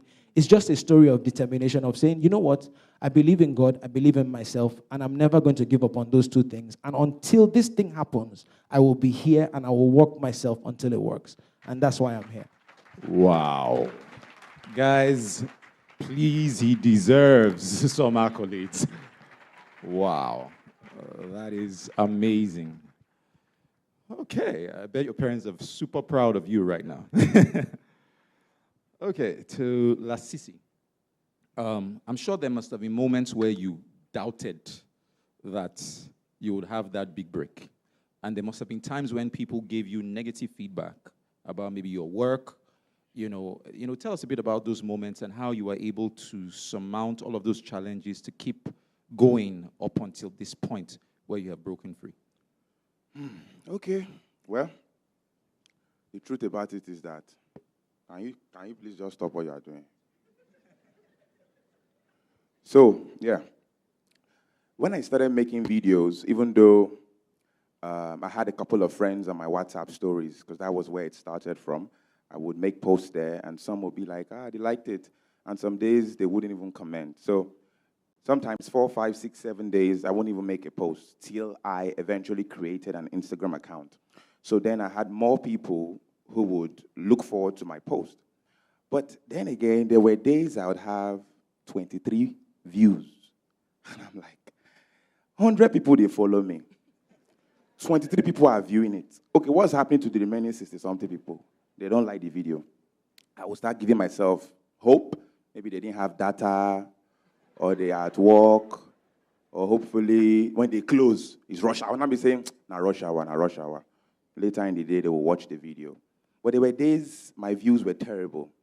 Now, I remember there was a day a friend of mine called me, a girl, mostly girls, they can frustrate. So she called me on the phone and said, "No, sir, what's up?" I said, "I'm fine." She said, "Please, I beg. That thing you're doing on whatever they call it, I beg, stop it." What's the meaning of that? Fresh boy like you, what do you do? Like, I beg, you know, fit you. And I was driving. I no go lie for you that day. Have you been driving before? You are looking for accident? No. Listen to me. I was driving. Shame dey my face. I can't look whether people they look me inside the car. I felt insulted. But last, I got home and I composed a text. For your life, no, they tell me that kind of thing again. But that's by the way. But yes, there were times where I was frustrated. I think before last CCLN even started, when I was still doing music, before this transit, I was at a point where I didn't know what I was doing. I'll just wake up, they say, now, wow, artist, no show. Nobody even knows how they sing for the compound, sef. It was that bad. No, I did tell you. Normally, they will just once in a while say, I have freestyle. Nobody asked me to freestyle. Nobody, not one person. Is that one an artist? So, but honestly, there were times where, and I remember this story. Let me tell you, my mom called me. My mom, God will continue to strengthen her. She's not very strong, but she called me that day. Apparently, she saw the video on my dad's phone before I blew.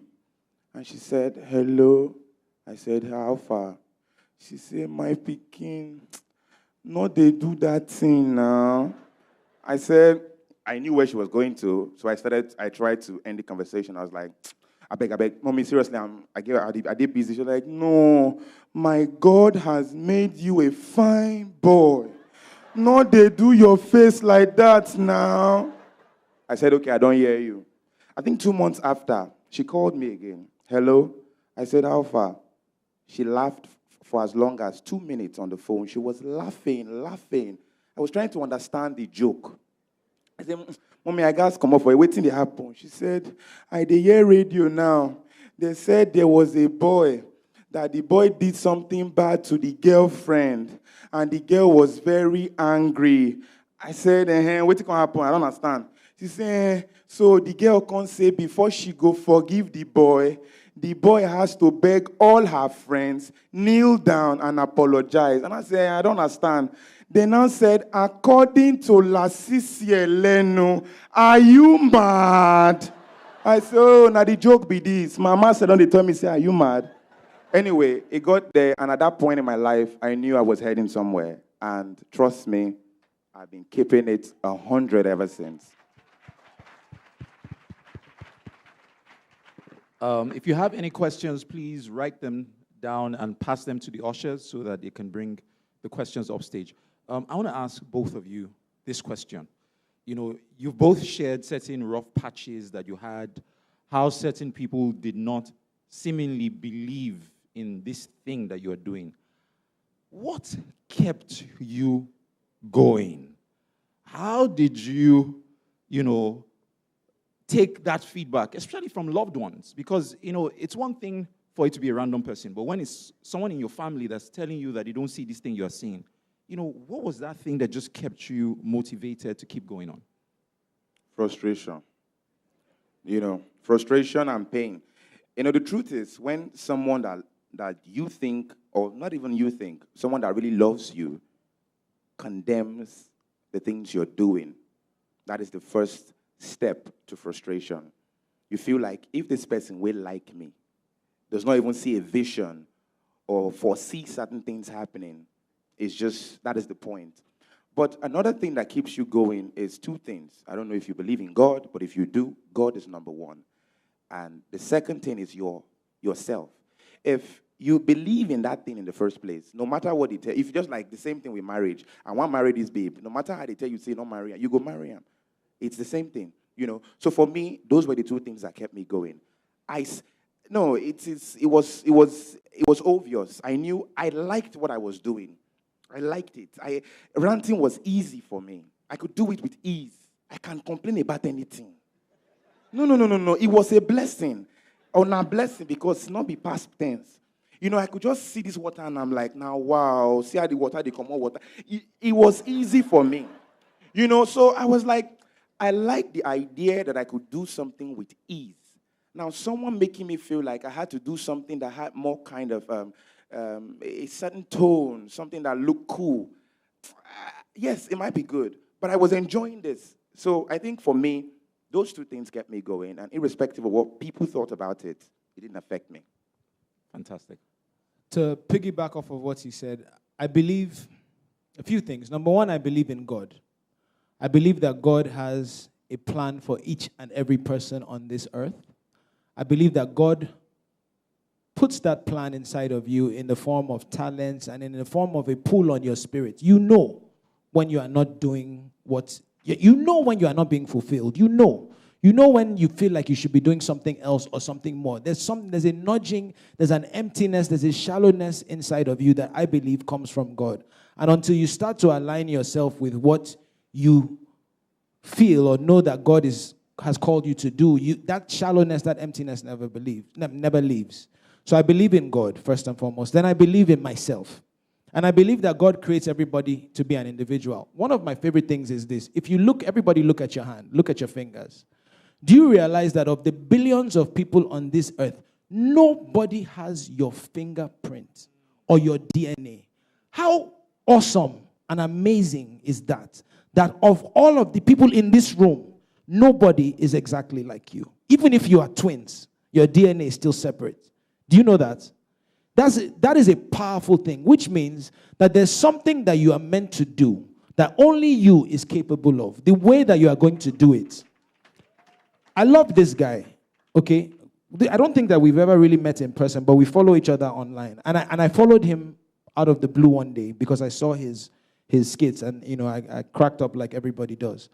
That filter that he started using was available to everybody on earth. True or false? That filter was available to everybody on Snapchat. But he took it and made it his own. He made it unique. He created a lane for himself. Ladies and gentlemen, that is the key. Is discovering what makes you unique. Is discovering, how do I create my own path? Because at the end of the day, nobody is like you. Nobody. Listen. When I was starting in the business, it was like, oh, don't do it. It's not going to work. Oh, R&B doesn't work in Nigeria. From Nigerians, they will only listen to R. Kelly and Usher. If you want to be successful in this, I heard this millions of times. Oh, you have to be like D'banj or P-Square or like if you don't do it like that, all these love song things, it no go work, And I heard that over and over again. In fact, I sat down. Sometimes some label people at the time would call me and be like, oh, you're very talented, but it's not going to work the way you're doing it. You have to do it like this. And I sat down and I said, if I spend all of my time trying to figure out how to be like these people, on my best day, I will only be an imitation. So I cannot be D'banj. I can't be Phil. I can't. It's not me. I can't be P-Square. I can't be Two-Face. I can't be Timaya, who spoke earlier today, who's one of my favorite personalities. But on their best day, they cannot say, would you be my lover? Yes. They cannot do what I do. Because each of us, think about all of the artists that you know. Each person is an individual. Even Wizkid and Davido do not make the same sound. They don't. Despite the fact that they are doing Afrobeats, when you hear David, you know. When you hear Wiz, you know. Because they have discovered how to be unique. So when you know that, then you go forward in the confidence that, you know what? Maybe they don't get it now, but there's nobody like me. There's nobody. So I'm going to continue trying to be the best version of myself. I'm going to create this lane. I'm going to work hard. I'm going to keep believing. And really, that is all it is. I mean, we're saying the same thing. You believe in God. You believe in yourself. You don't give up. Listen, you have a goal. This is something I said a long time ago. You have a goal. The way to make goals become reality is dream it, do it, don't give up on it. It's that simple. Dream it, do it, don't give up on it. If it was my own conference, I'll break it down into very good detail. But just remember that. Dream it, have a goal, dream of what you want to do it, and keep doing it, and keep trying, and do not give up on it. Listen, his dream, right, was to express his creativity as an artist, as a radio presenter. That didn't really work. But he was being creative, he was focused on being unique. He tried something, it seemed like it worked. Many people used that same filter and left it and moved on. But he discovered that, you know what, in this path, I can create something that is mine that nobody else is doing. And that is why he's seated on this stage. That is the key. You dream it, you do it, you don't give up on it, and you keep working at it until it starts to come true. Beautifully answered. Let's appreciate him. So I want to ask both of you a very interesting question. So there are some people who say, stay true to what you have or be who you are. And some others say, you need to pay attention to your audience or your market and adapt or adjust. So what's your take on these two views? Because there are people here who are listening and, maybe their markets, they feel like it's not thriving here because the audience is asking for something different and they feel the need to adjust or to adapt. What's your take on this? Here's what I'll say. I'll say that it's actually a bit of both. So you need to understand who you are and what you bring to the table first. It's extremely important to understand that and to have a clearly defined perception or whatever of yourself and who you are, whether it's an artist or whatever it is that you're dreaming about. But you also need to be sensitive, because at the end of the day, if we make music for ourselves, you sit down in your house and play it for yourself. Abi? So you need to be sensitive enough about the marketplace to say, okay, what tools can I pick up? What can I learn? What can I take to add to this thing that I'm doing? Not because I want to change who I am, but because I need to take enough from outside to make who I am better. Case in point, myself, right? Before I came, I had been making music, and at the time, I used to produce or co-produce everything myself. And then on trying it and seeing that it wasn't working, it was like, okay, for me, it was, maybe I should work with different producers. Maybe I'm missing something in the sound. Now, Yes, No, or Strong Thing is every bit a great R&B song as Don't Break My Heart, if anybody remembers that. But at the time that Don't Break My Heart came out, they just didn't really, it was like, oh, the boy, they sing, they try, and then that was it. But when I said, oh, more you they push my button, ting, ting, that connected to this marketplace. Now, it didn't change that Banky W sings R&B music.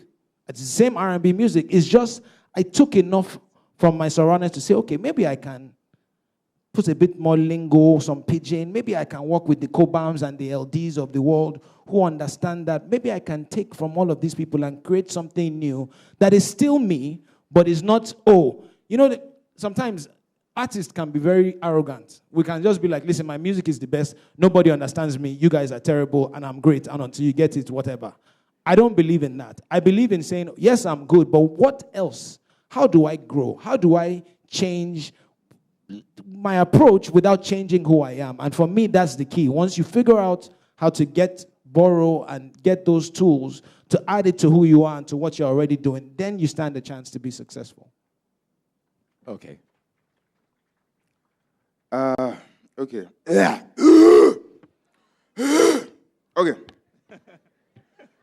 Yeah. I'd almost finished my water. Anyway, the people is what makes me and us who we are. So definitely, if the feedback is not the way it should be, then it definitely means you have some working on to do.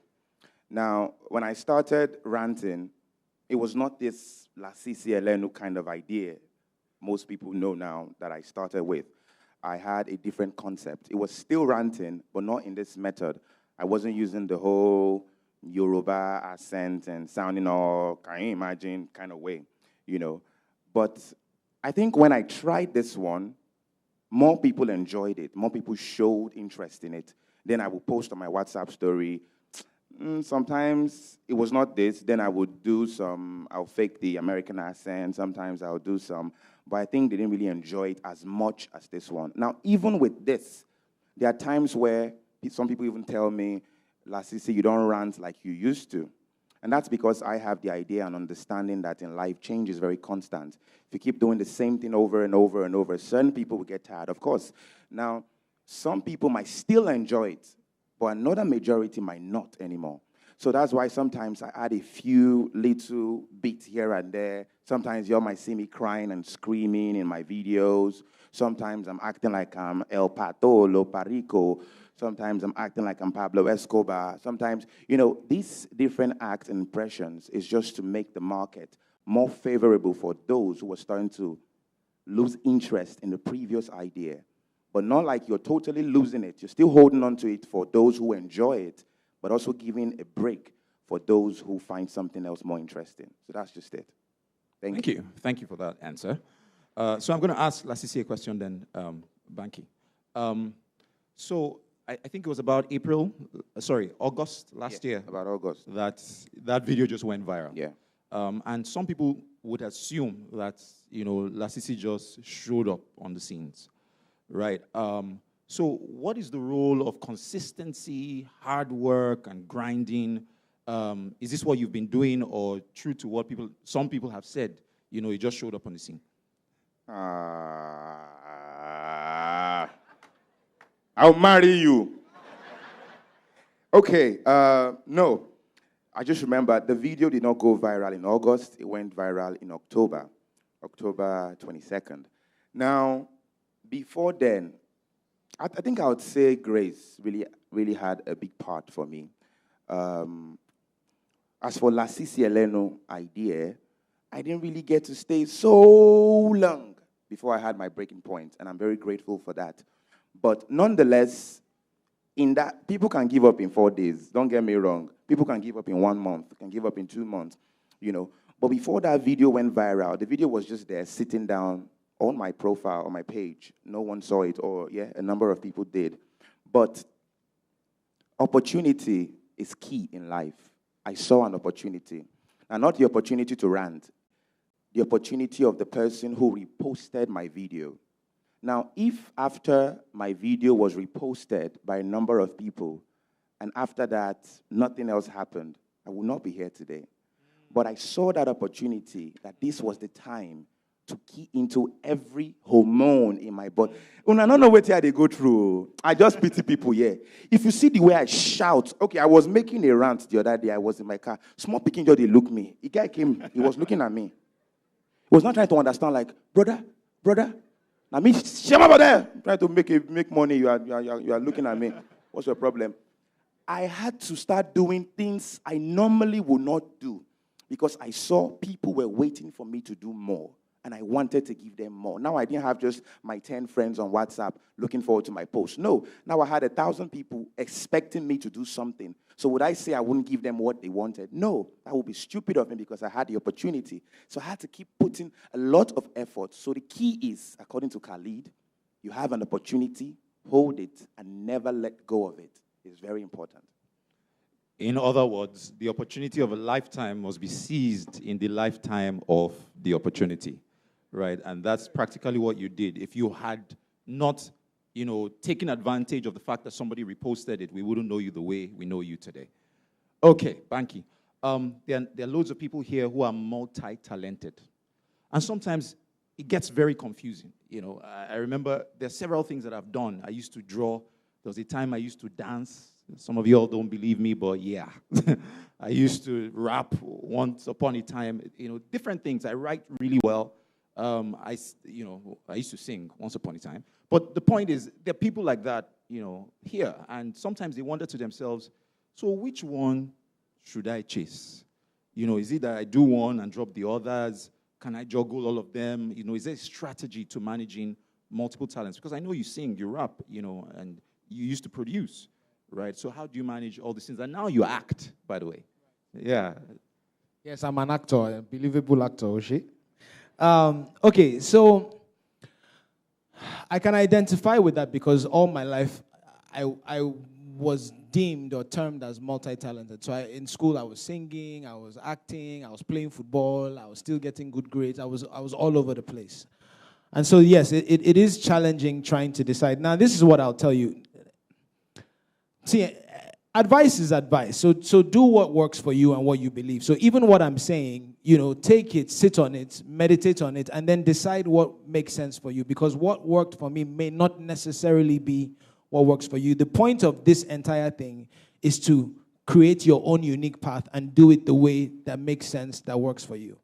Now with me, it was always the goal to branch out past music into other things.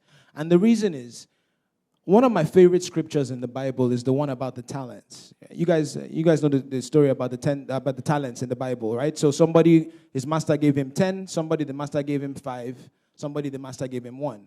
And the guy with 10 talents did what? He invested it, he used the talents and came back with more. The guy with 5 did the same thing. The guy with 1 talent just kept that one thing. So what that scripture always said to me was that if I'm a musician, right? If all I ever do is go on stage when they tell me to sing and collect my money and go home, then I've actually failed. That's what that scripture said to me. It means that, yes, music was the goal, and I came in and the goal was first to set up the music career, but immediately that started to look good and look like it was working, you change the goalposts, because the day that you stop growing is the day that you start dying. So you have to constantly, yes, for me, I would say, First pick one and focus on that and put everything behind that. Once that seems like it's starting to take off, then you can start saying, okay, what else can I do? How can I use this thing to do more? How can I use this music platform?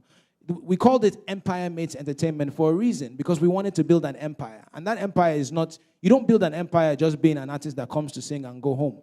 But if you become successful singing and then you help other people start to sing and make their dreams come true, and then you branch off into movies, and then you branch off into, you name it, other kinds of businesses, then you start, that is the plan. That's the plan. To me, that's what that scripture said, is that set up, focus on one, push it, and then start to branch out and see, how can I use this door, this platform to do more?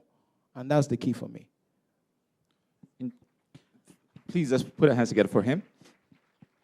You know, it's interesting that you shared that, that passage, so to speak, of the parable of the talents, because the guy who produced 5 produced, or who was given 5, produced 5 more. So it is almost safe to say that each talent produced another.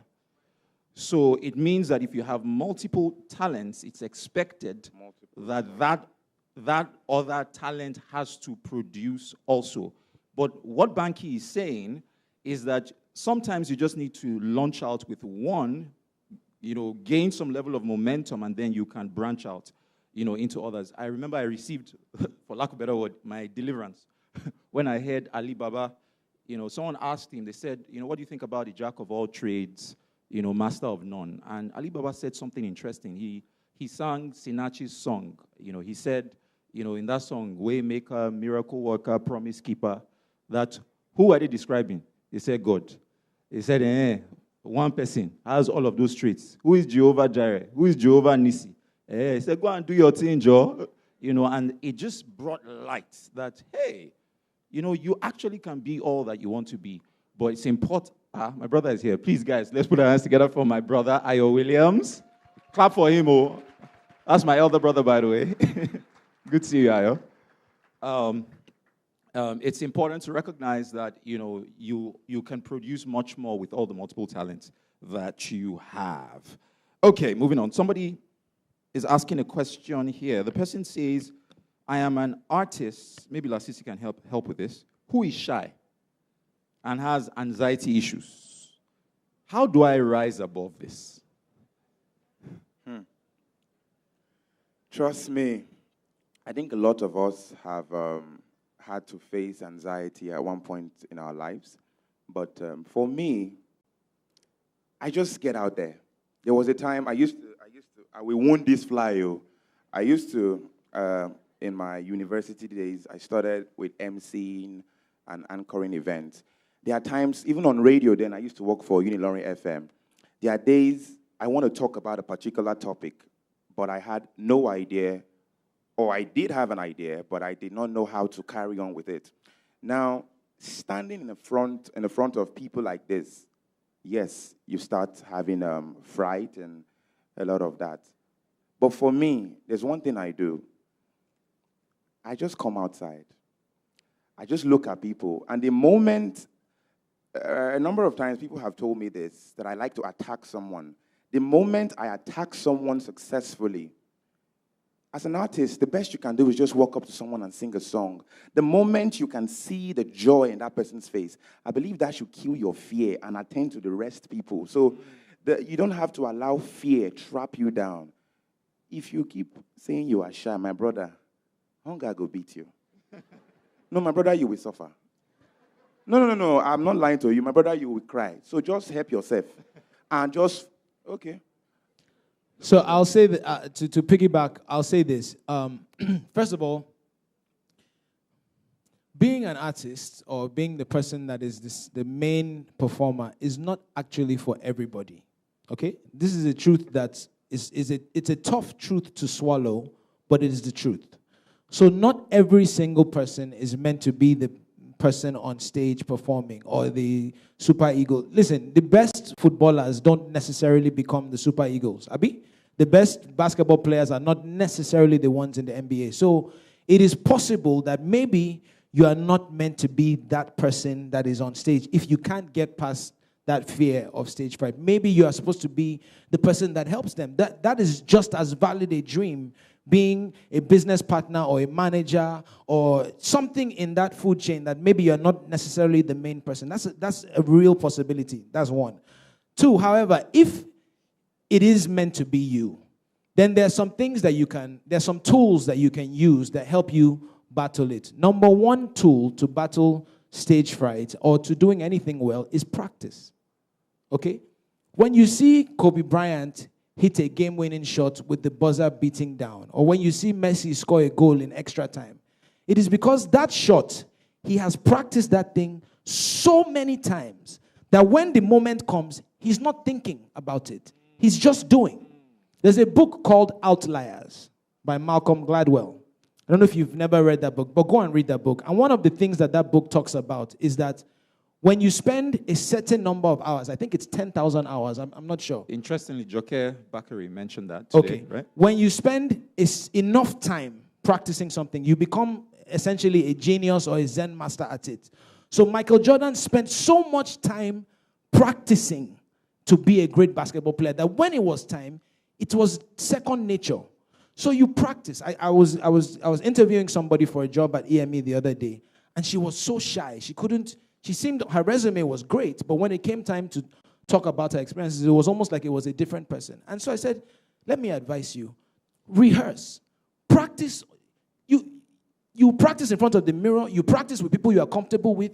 You just practice and practice and practice until it becomes the song that you are going to sing or the acting or whatever it is that you are going to do becomes so much second nature that even in the moment, you're not even thinking about it because you're so used to doing it over and over again. That's one tool. Second tool, this is for people who perform. I heard this told to somebody one day, and it made sense. I don't really do it, but you know when you're in front of a crowd, this is a very specific tool for the person that sent this message or this question. When you're in front of a crowd, don't look in people's eyes. Look here. Look at their foreheads. Look at their hairline. Look at their hairstyles. Because right now, I'm actually not looking at anybody. Right? But you can't tell. Because I'm looking at your hair. This one is bald like me. Oh, this one has nice. So focus on that. Deliver you've practiced, you're ready to go. And then don't look in the eyes. Because if you do that, if you are not confident enough, you will tie your success to the energy that you're receiving back. And that's a dangerous place to be. Because what if somebody... God bless you for appreciating that. But what if somebody in the crowd is bitter or had a rough day or doesn't like your face or whatever? You will now depend on whether the person is smiling and nodding to encourage you or not. You can't do that.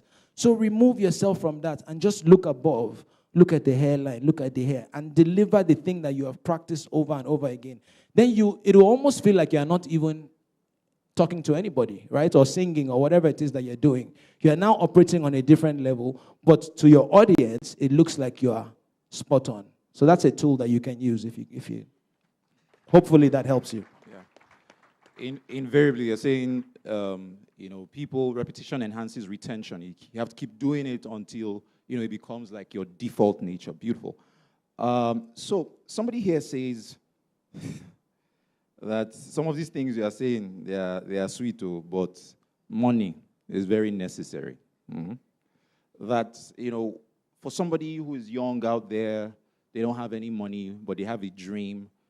Is that dream possible without money? Can Okay, they stop? This is actually a very simple answer. Ladies and gentlemen, nobody on this stage had money to start. Nobody. That is the God's honest truth. People don't want to believe that, but it is the truth. This man did not have money before he started doing what he's doing. I didn't. I'm sure, I don't know your story, but I'm sure that listen, nobody has money. Nobody has connections. You just start. It's like what I said earlier. That is I'm sorry, but it's not a valid excuse because nobody that is successful, nobody. Look, think of all of the artists in this country. Think of Wizkid. Wizkid used to walk from Surulere to Ikeja because he didn't have enough money for transport, all because he wanted to be in the studio. I like to use this example of Wiz. Wiz, right, is probably one of the fastest songwriters I've ever met in my life. Wiz is one of the fastest songwriters. I'm a writer. I take my time. I like to listen to it, go back, try it. Wiz, and actually the other person that's like this is Timaya. But I know Wiz's story because Wiz was showing up in studio upon studio. He didn't have money for a session, right? So he would just hang around until maybe at the end of the night, they'll say, oh yeah, come, Smalley, oh yeah, enter boots, oh yeah, sing something.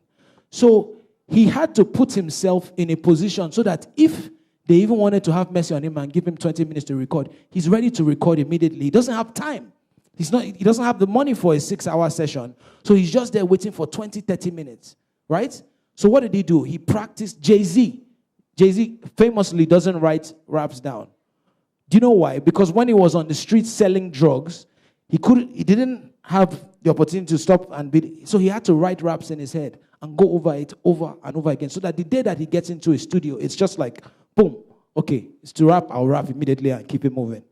So nobody has money, guys. Nobody has money. Nobody has connections.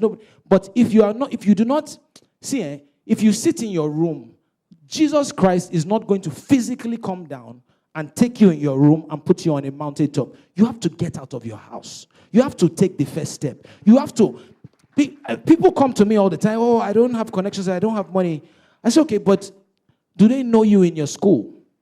Does the local DJ in your neighborhood play your songs? That club that is in that corner spot around the corner from your house, have you gone there and offered to the manager to say, okay, I'll sing for free? Have you done that? You have to take the first steps.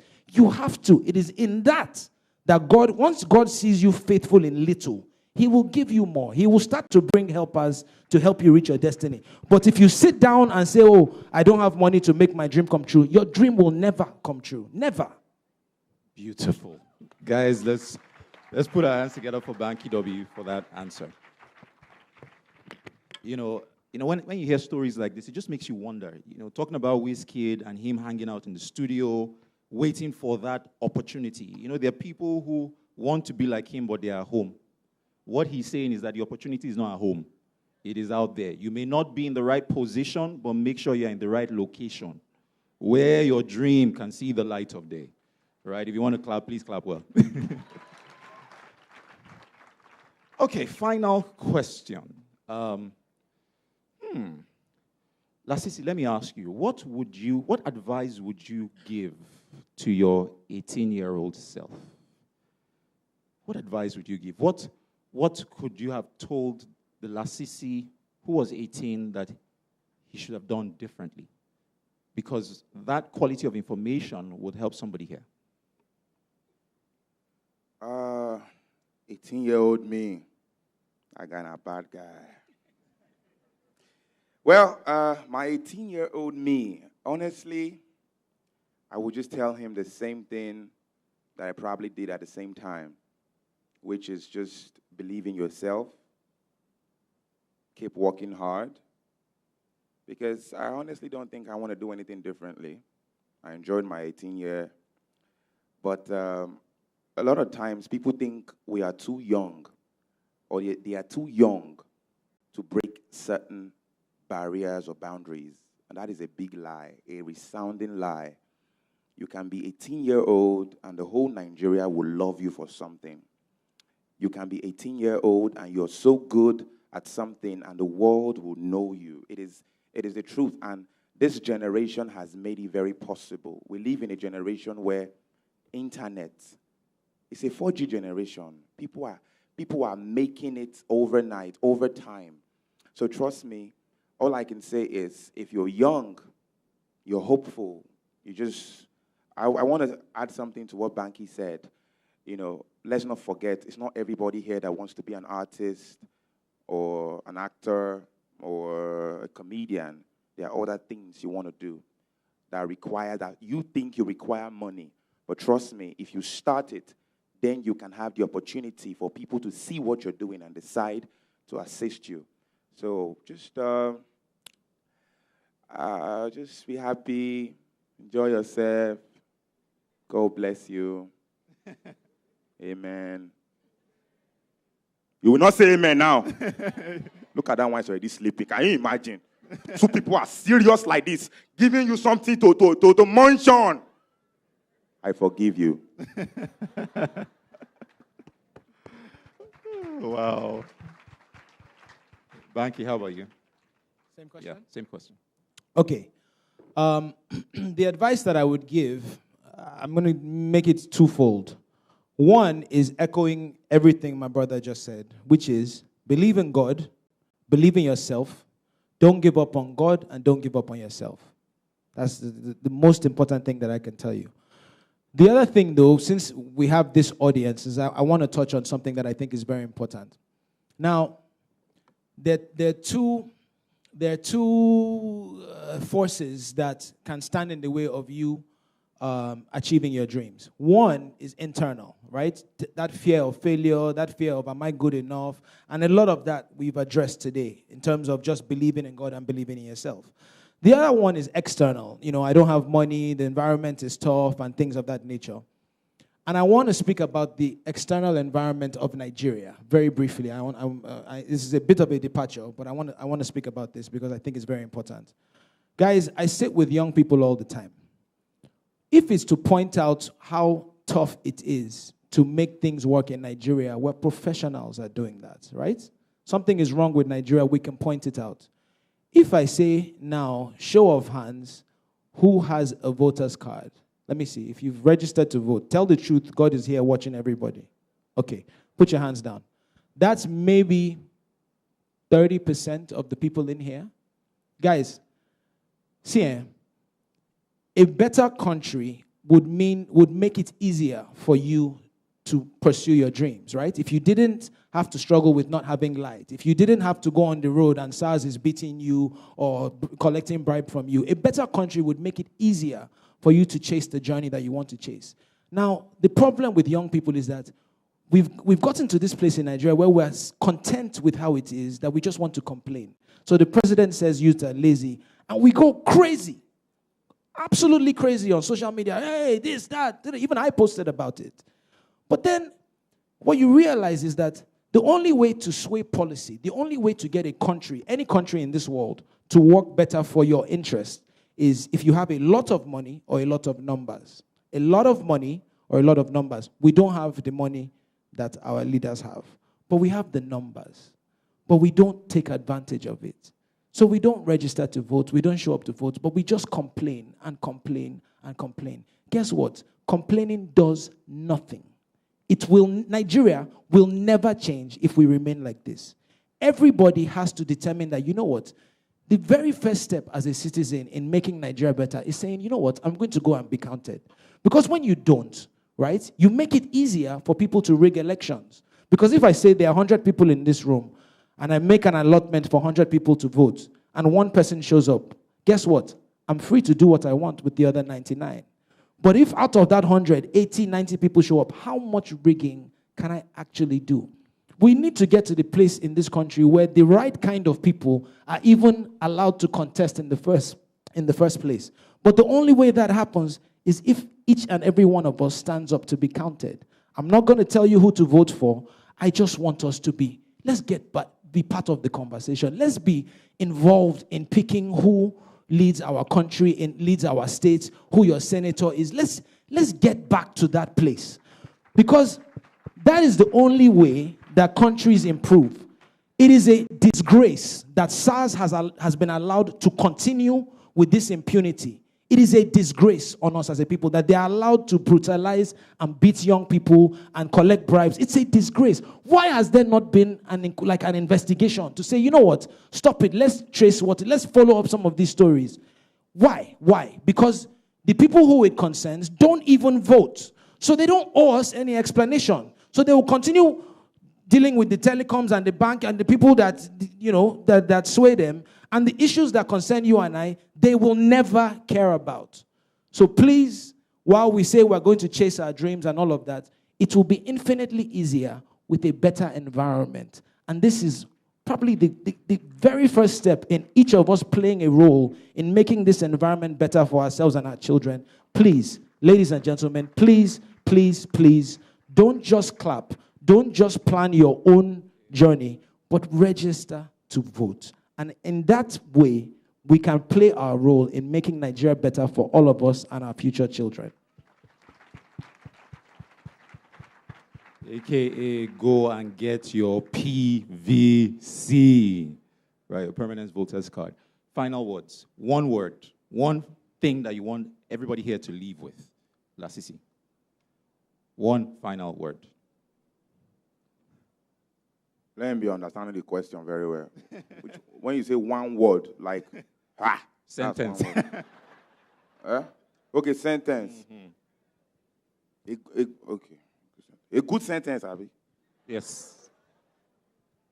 Okay. Something just happened right now. Okay. Can you imagine? Anyway, all I can say is I had a good time. You know what I'm saying? I just came and I had a good time. I'm saying I'm chilling with my man Banky Dobby in the building. Let me be serious now. Let me not fool myself. Can I tell you a story, please? Real quick. It would take 1 minute. You know me, my rant is always 1 minute. Quickly. Can you imagine? Let me tell you what happened from the beginning. I'm coming.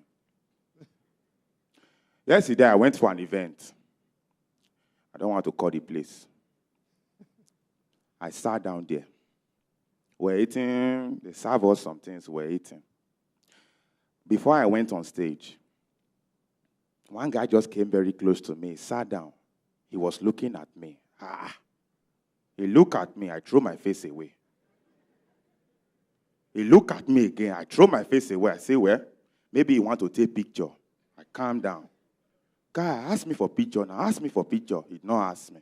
I say, well, they will soon call me on stage. All of a sudden, he say, bro. I say, what is it? He say, is anybody eating this? I say, no, hear me, calm down.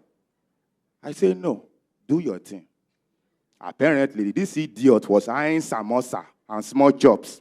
He carried it. He was munching on it. He was eating it. He was still looking at me. I threw my face away. Before they will call me, all of a sudden. Now, let me say something because I feel very angry right now.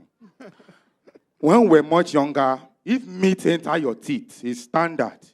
You shook your hand in your mouth, you bring it out, and sometimes you shook it back again. No, hear me, calm down. Listen to me. I want to ask one question before I continue. That small meat that you put back, what have it do for you? No, calm down. This guy looked at me. He shook his hand in his mouth. He removed the meat. He eyed it, he looked at it. As if he even put it back in his mouth. I will not be angry. This idiot asked me. He said, bros, now meat have been onions. Are you mad? Can you imagine? Ladies and gentlemen, I'm happy to be here today. And I want to say thank you for having me. It feels good. It's an honor that someone like me who started just last year will be opportune to sit down in the front of lovely people like you and give a speech. I am honored and I am thankful. Thank you very much. Thank you, Lasisi. And since Lasisi ranted, would we love to hear Banky W just... Oh, I want to say, this is what I want to say. Yeah, before... Wait first, let me finish. I want to say this. One of my favorite sayings is the one about the graveyard being the richest place on earth. And it's so profound and so true. And I know you've probably heard it before, but it's true. The graveyard is the richest place on earth because so many people die with their dreams in their heads. Guys, the prayer is that, people pray for long life all the time. But the prayer should be that you have a long life and that you die empty. Live long, but die empty. And even if you don't yet see the end of the road or you don't see where you're going, the reward is in the journey. It's in the trying. It's in the trial and error. It's in the attempt. It's in the steps that you take. If you do not start taking the steps, sometimes God can redirect your path a little bit, like what happened to Lasisi. Abi, he wanted to express himself to people. Maybe he thought it was going to start, and maybe it still will be with music and on radio and so on and so forth. But he started trying. And eventually things started to fall into place. So guys, live long, but die empty. Everything that is in your heart that you want to try, just try. Take the first step. Nobody that you see on TV, nobody that you see in a place of success started there. Nobody starts with money or connections or a network. Nobody starts with an endorsement deal. You just start. Dream big, start small, and never let small minds tell you that your dreams are too big. Live long and die empty. These guys deserve a round of applause. Please, let's put our hands together for them. Banky, they're waiting. Do you guys want Banky to sing?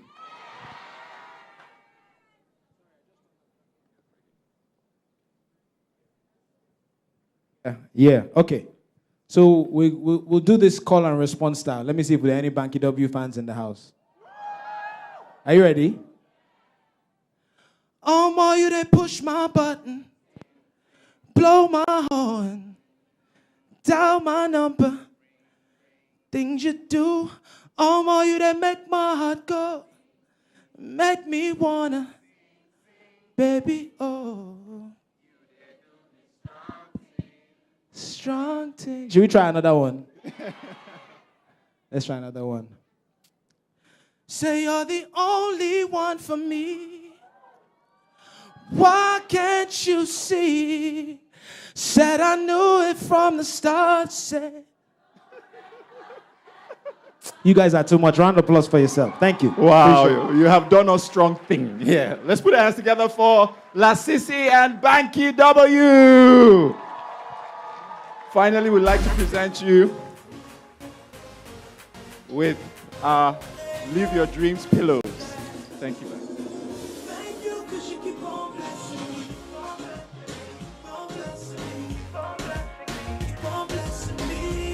Please, can we turn down the volume?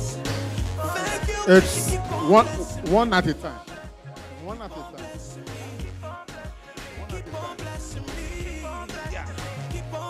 Present this to you first of all. So on behalf of Live Your Dreams Africa, we'd like to present this to Banky W. Thank you for all the support. God bless you. Let's put our hands together for Banky W.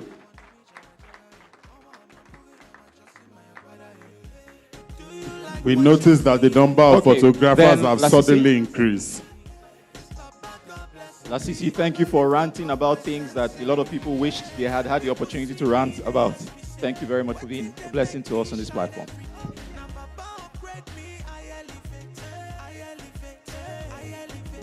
Okay, we can take a picture together.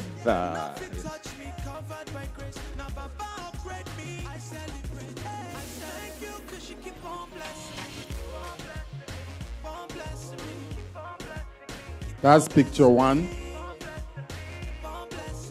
Roll up.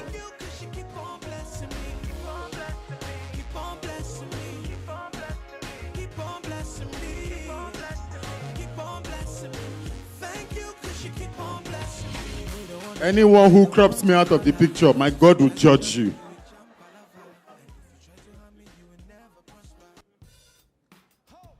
Okay, I'm sure. Okay, selfie generation. Yeah. Thank you for coming. Ladies and gentlemen, please give it up for Banky W and La Sisi Eleni.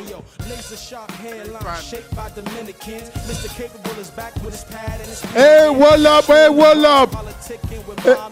Hey. Security, please. Please, whatever you do, take only a picture. Don't put your hand in Banky's pocket. Thank you very much. I'm watching you carefully. Security, please help me watch.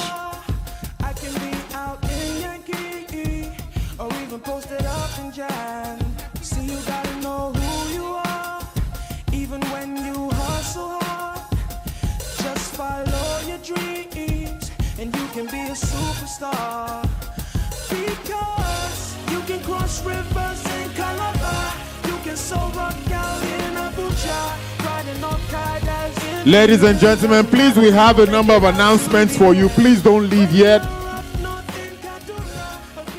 Please drop the music. Drop the music. You see, if people will not encourage Banky W to come back a second time. Calm down. Calm down. You are not hearing. All right. Ladies and gentlemen, please note that if you go to the back and meet Daniel, you can download all the sessions we had today all 4 panel sessions and play the messages over and over again. Now, there were a number of promos done on Instagram with the LYD Africa handle, and we have some winners. Would like to announce the winners, because if you do not pick up your prizes here today, you are going to forfeit them. All right? So at Nena_Nick, you have won 1 shawarma, 1 drink, and 1 free book by Bankole Williams, Engaged to a Job I Hate. That's at Nena_Nick.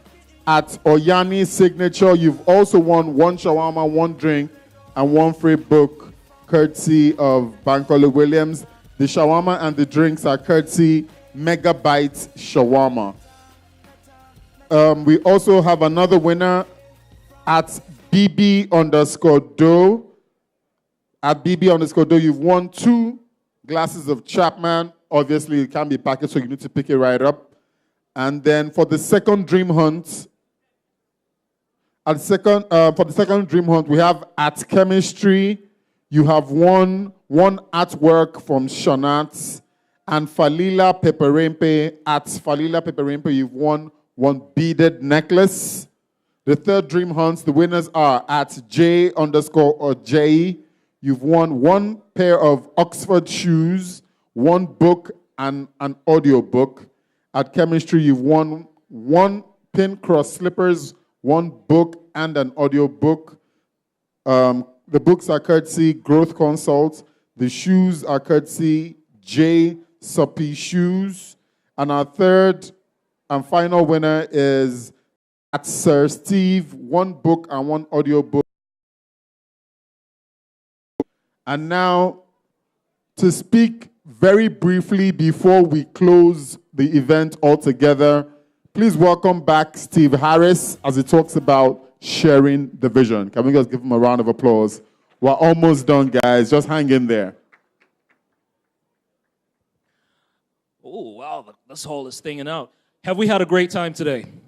Come on, guys. Have we had a great time today? All right, once again, if you don't mind, could you just put your hands together for all the amazing speakers, panelists, and most importantly, for yourselves. Would you mind doing that right quick? Thank you very much. All right, to wrap this up really quickly, this has been an amazing event. This has been absolutely fantastic. This event has been partnered with by the Axe Foundation, as well as many other individuals and organizations. But the truth be told, we really can't do it. They can't do it just by themselves. We also require and need your help to be able to take Live Your Dreams Africa beyond just the city of Lagos. We want to be able to go to Abuja. We want to go to Port Harcourt. Name your city. Where would you like it to go next? Owerri, Calabar, fantastic. You know, wherever your city is, all right? We would like to take this same experience, gather all these amazing people, and take them across the city, across Nigeria, and eventually across Africa, and by the grace of God, knock on wood, also across the world, all right? But in order to do this, we also require your help, and we would ask if anyone would like to partner with Bankole Williams and the Live Your Dreams Africa team to be a part of this great event.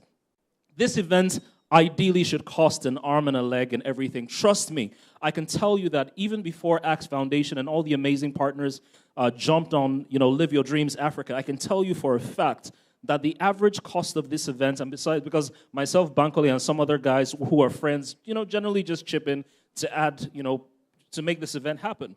And I know it then, as at maybe 2 years ago, it was costing Bankole at least 3.5 million naira to do a single Live Your Dreams event with his own money, all right? Now, I'm not asking you to give me 3.5 million, absolutely not. But all I'm saying is if you ever feel led, okay, and you would like to partner, whether it's 1,000, whether it's 500, whether it's 500K, DJ, come on, man, turn me down on my monitors, man, all right? I'm asking for money. Don't give me music, all right? Distraction. Focus on the fine boy, all right? Now, if you would really love to be a part of this in any way, shape, or form, I can give you an account number, just to say, hey, I have 1K, I'm not doing anything with, let me help Bankole with. So it's over there on the screen. I believe it's the same number I have. It's an Axis Bank account, Live Your Dreams Africa. I believe it's on the screen. Just, take a pen, take a note, and just write it there, all right? The account number, if I'm not mistaken, is 077 273 7500. I'll take that again. 077 273 7500. So all we're asking is, maybe today, maybe tomorrow, whenever you think about the amazing events of Live Your Dreams Africa, hey, reach out, 1,000, 10,000, $1 million. We will not hesitate because we want to be able to bless others even as we have been able to bless you. All right? Has this been great? All right, please, once again, if you don't mind, just appreciate Bankole Williams for this amazing, amazing event. All right, have we had a great time? I don't know about you, but I've definitely had a great time, and I can't wait for Live Your Dreams Africa 7 in 2019. And if you guys follow what Steve said, hey, it won't only be Lagos. All right, we'll be in your hometown. Yeah, very, very soon. There are 36 states and the Federal Capital Territory waiting for us to conquer, okay? My name is Akin Adesaji. It's been my honor to be your host for the 6th consecutive time. I look forward to this every year. Yeah? All right, I need one of the ushers to get Chizoba. Is Chizoba here? Chizoba is here. Today is Chizoba's birthday. He leads our traffic and security unit, and we are going to celebrate him. All right? Now, ladies and gentlemen, we have rehearsed. We are going to sing in English. I don't know if you got the memo. I don't know what version you've been practicing. We're going to celebrate this guy. So, ladies and gentlemen, everyone, please chip in the classic birthday song. Happy birthday. Sing.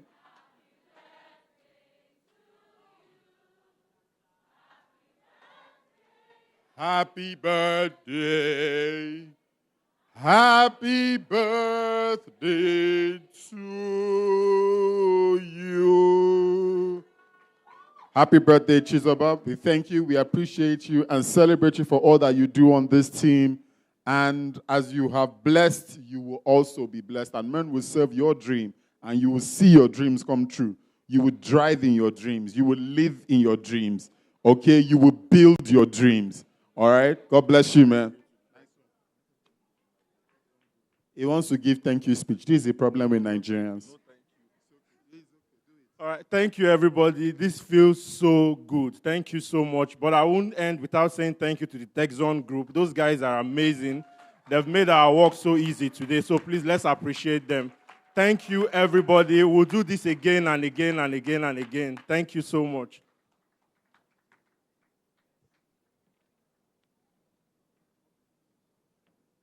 Okay, we've gotten to the end of this event. Thank you, everybody, for coming. But I think it's important to appreciate all our sponsors and partners. ACT Foundation, as in they did incredibly well to support this vision, and the Dream Development Center. Please just put our hands together for them.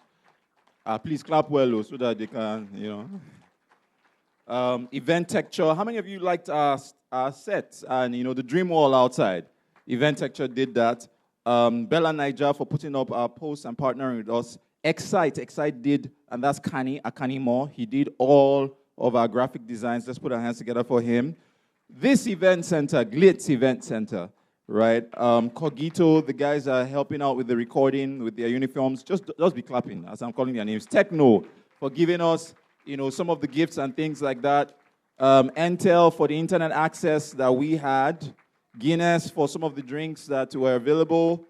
Swift Think for the media boss. Dexon, we've appreciated him. More party favors. They gave us gifts for our guests. You guys are gotten tired. Don't stop laughing. Omo Bouters for our set, our lovely sets that you see here. The chairs, beautiful things. Natural Nigeria, they also gave us gifts. Oyari gave us gifts. Pro Taxi. Some of you took, the discounts on the taxi with Pro Taxi.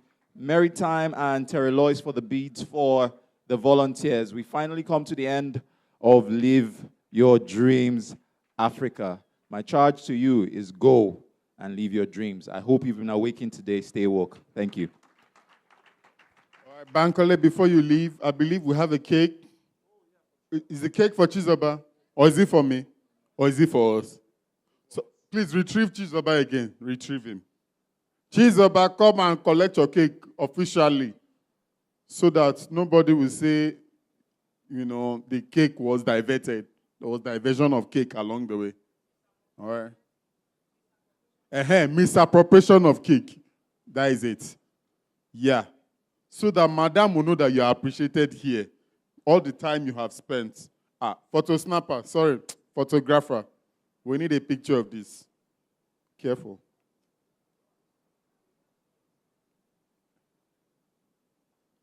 All right, so everybody say happy birthday, Chizoba, one more time. We so much love you. Thank you. You've already given your acceptance speech.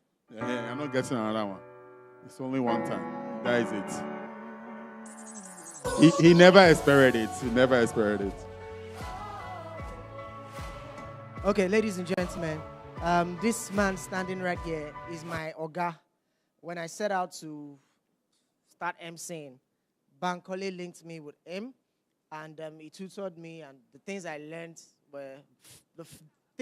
to fly was through him. And he has done this for 6 years, and we really, really want to appreciate him. So please start clapping as I present to Mr. Akinyade Soji this amazing park. We appreciate all that you've done for Live Your Dreams Africa. We cannot thank you enough. We cannot pay you enough. But please accept our accolades. Thank you. Thank you. And my name is on it, so it's not as if there was one left over and they said, let's give him. Yeah, it's actually my own. Don't beg me for it. Thank you. Thank you, Bankole. Thank you, guys. God bless you. Drive safe. And man, you must beat Chelsea. Thank you.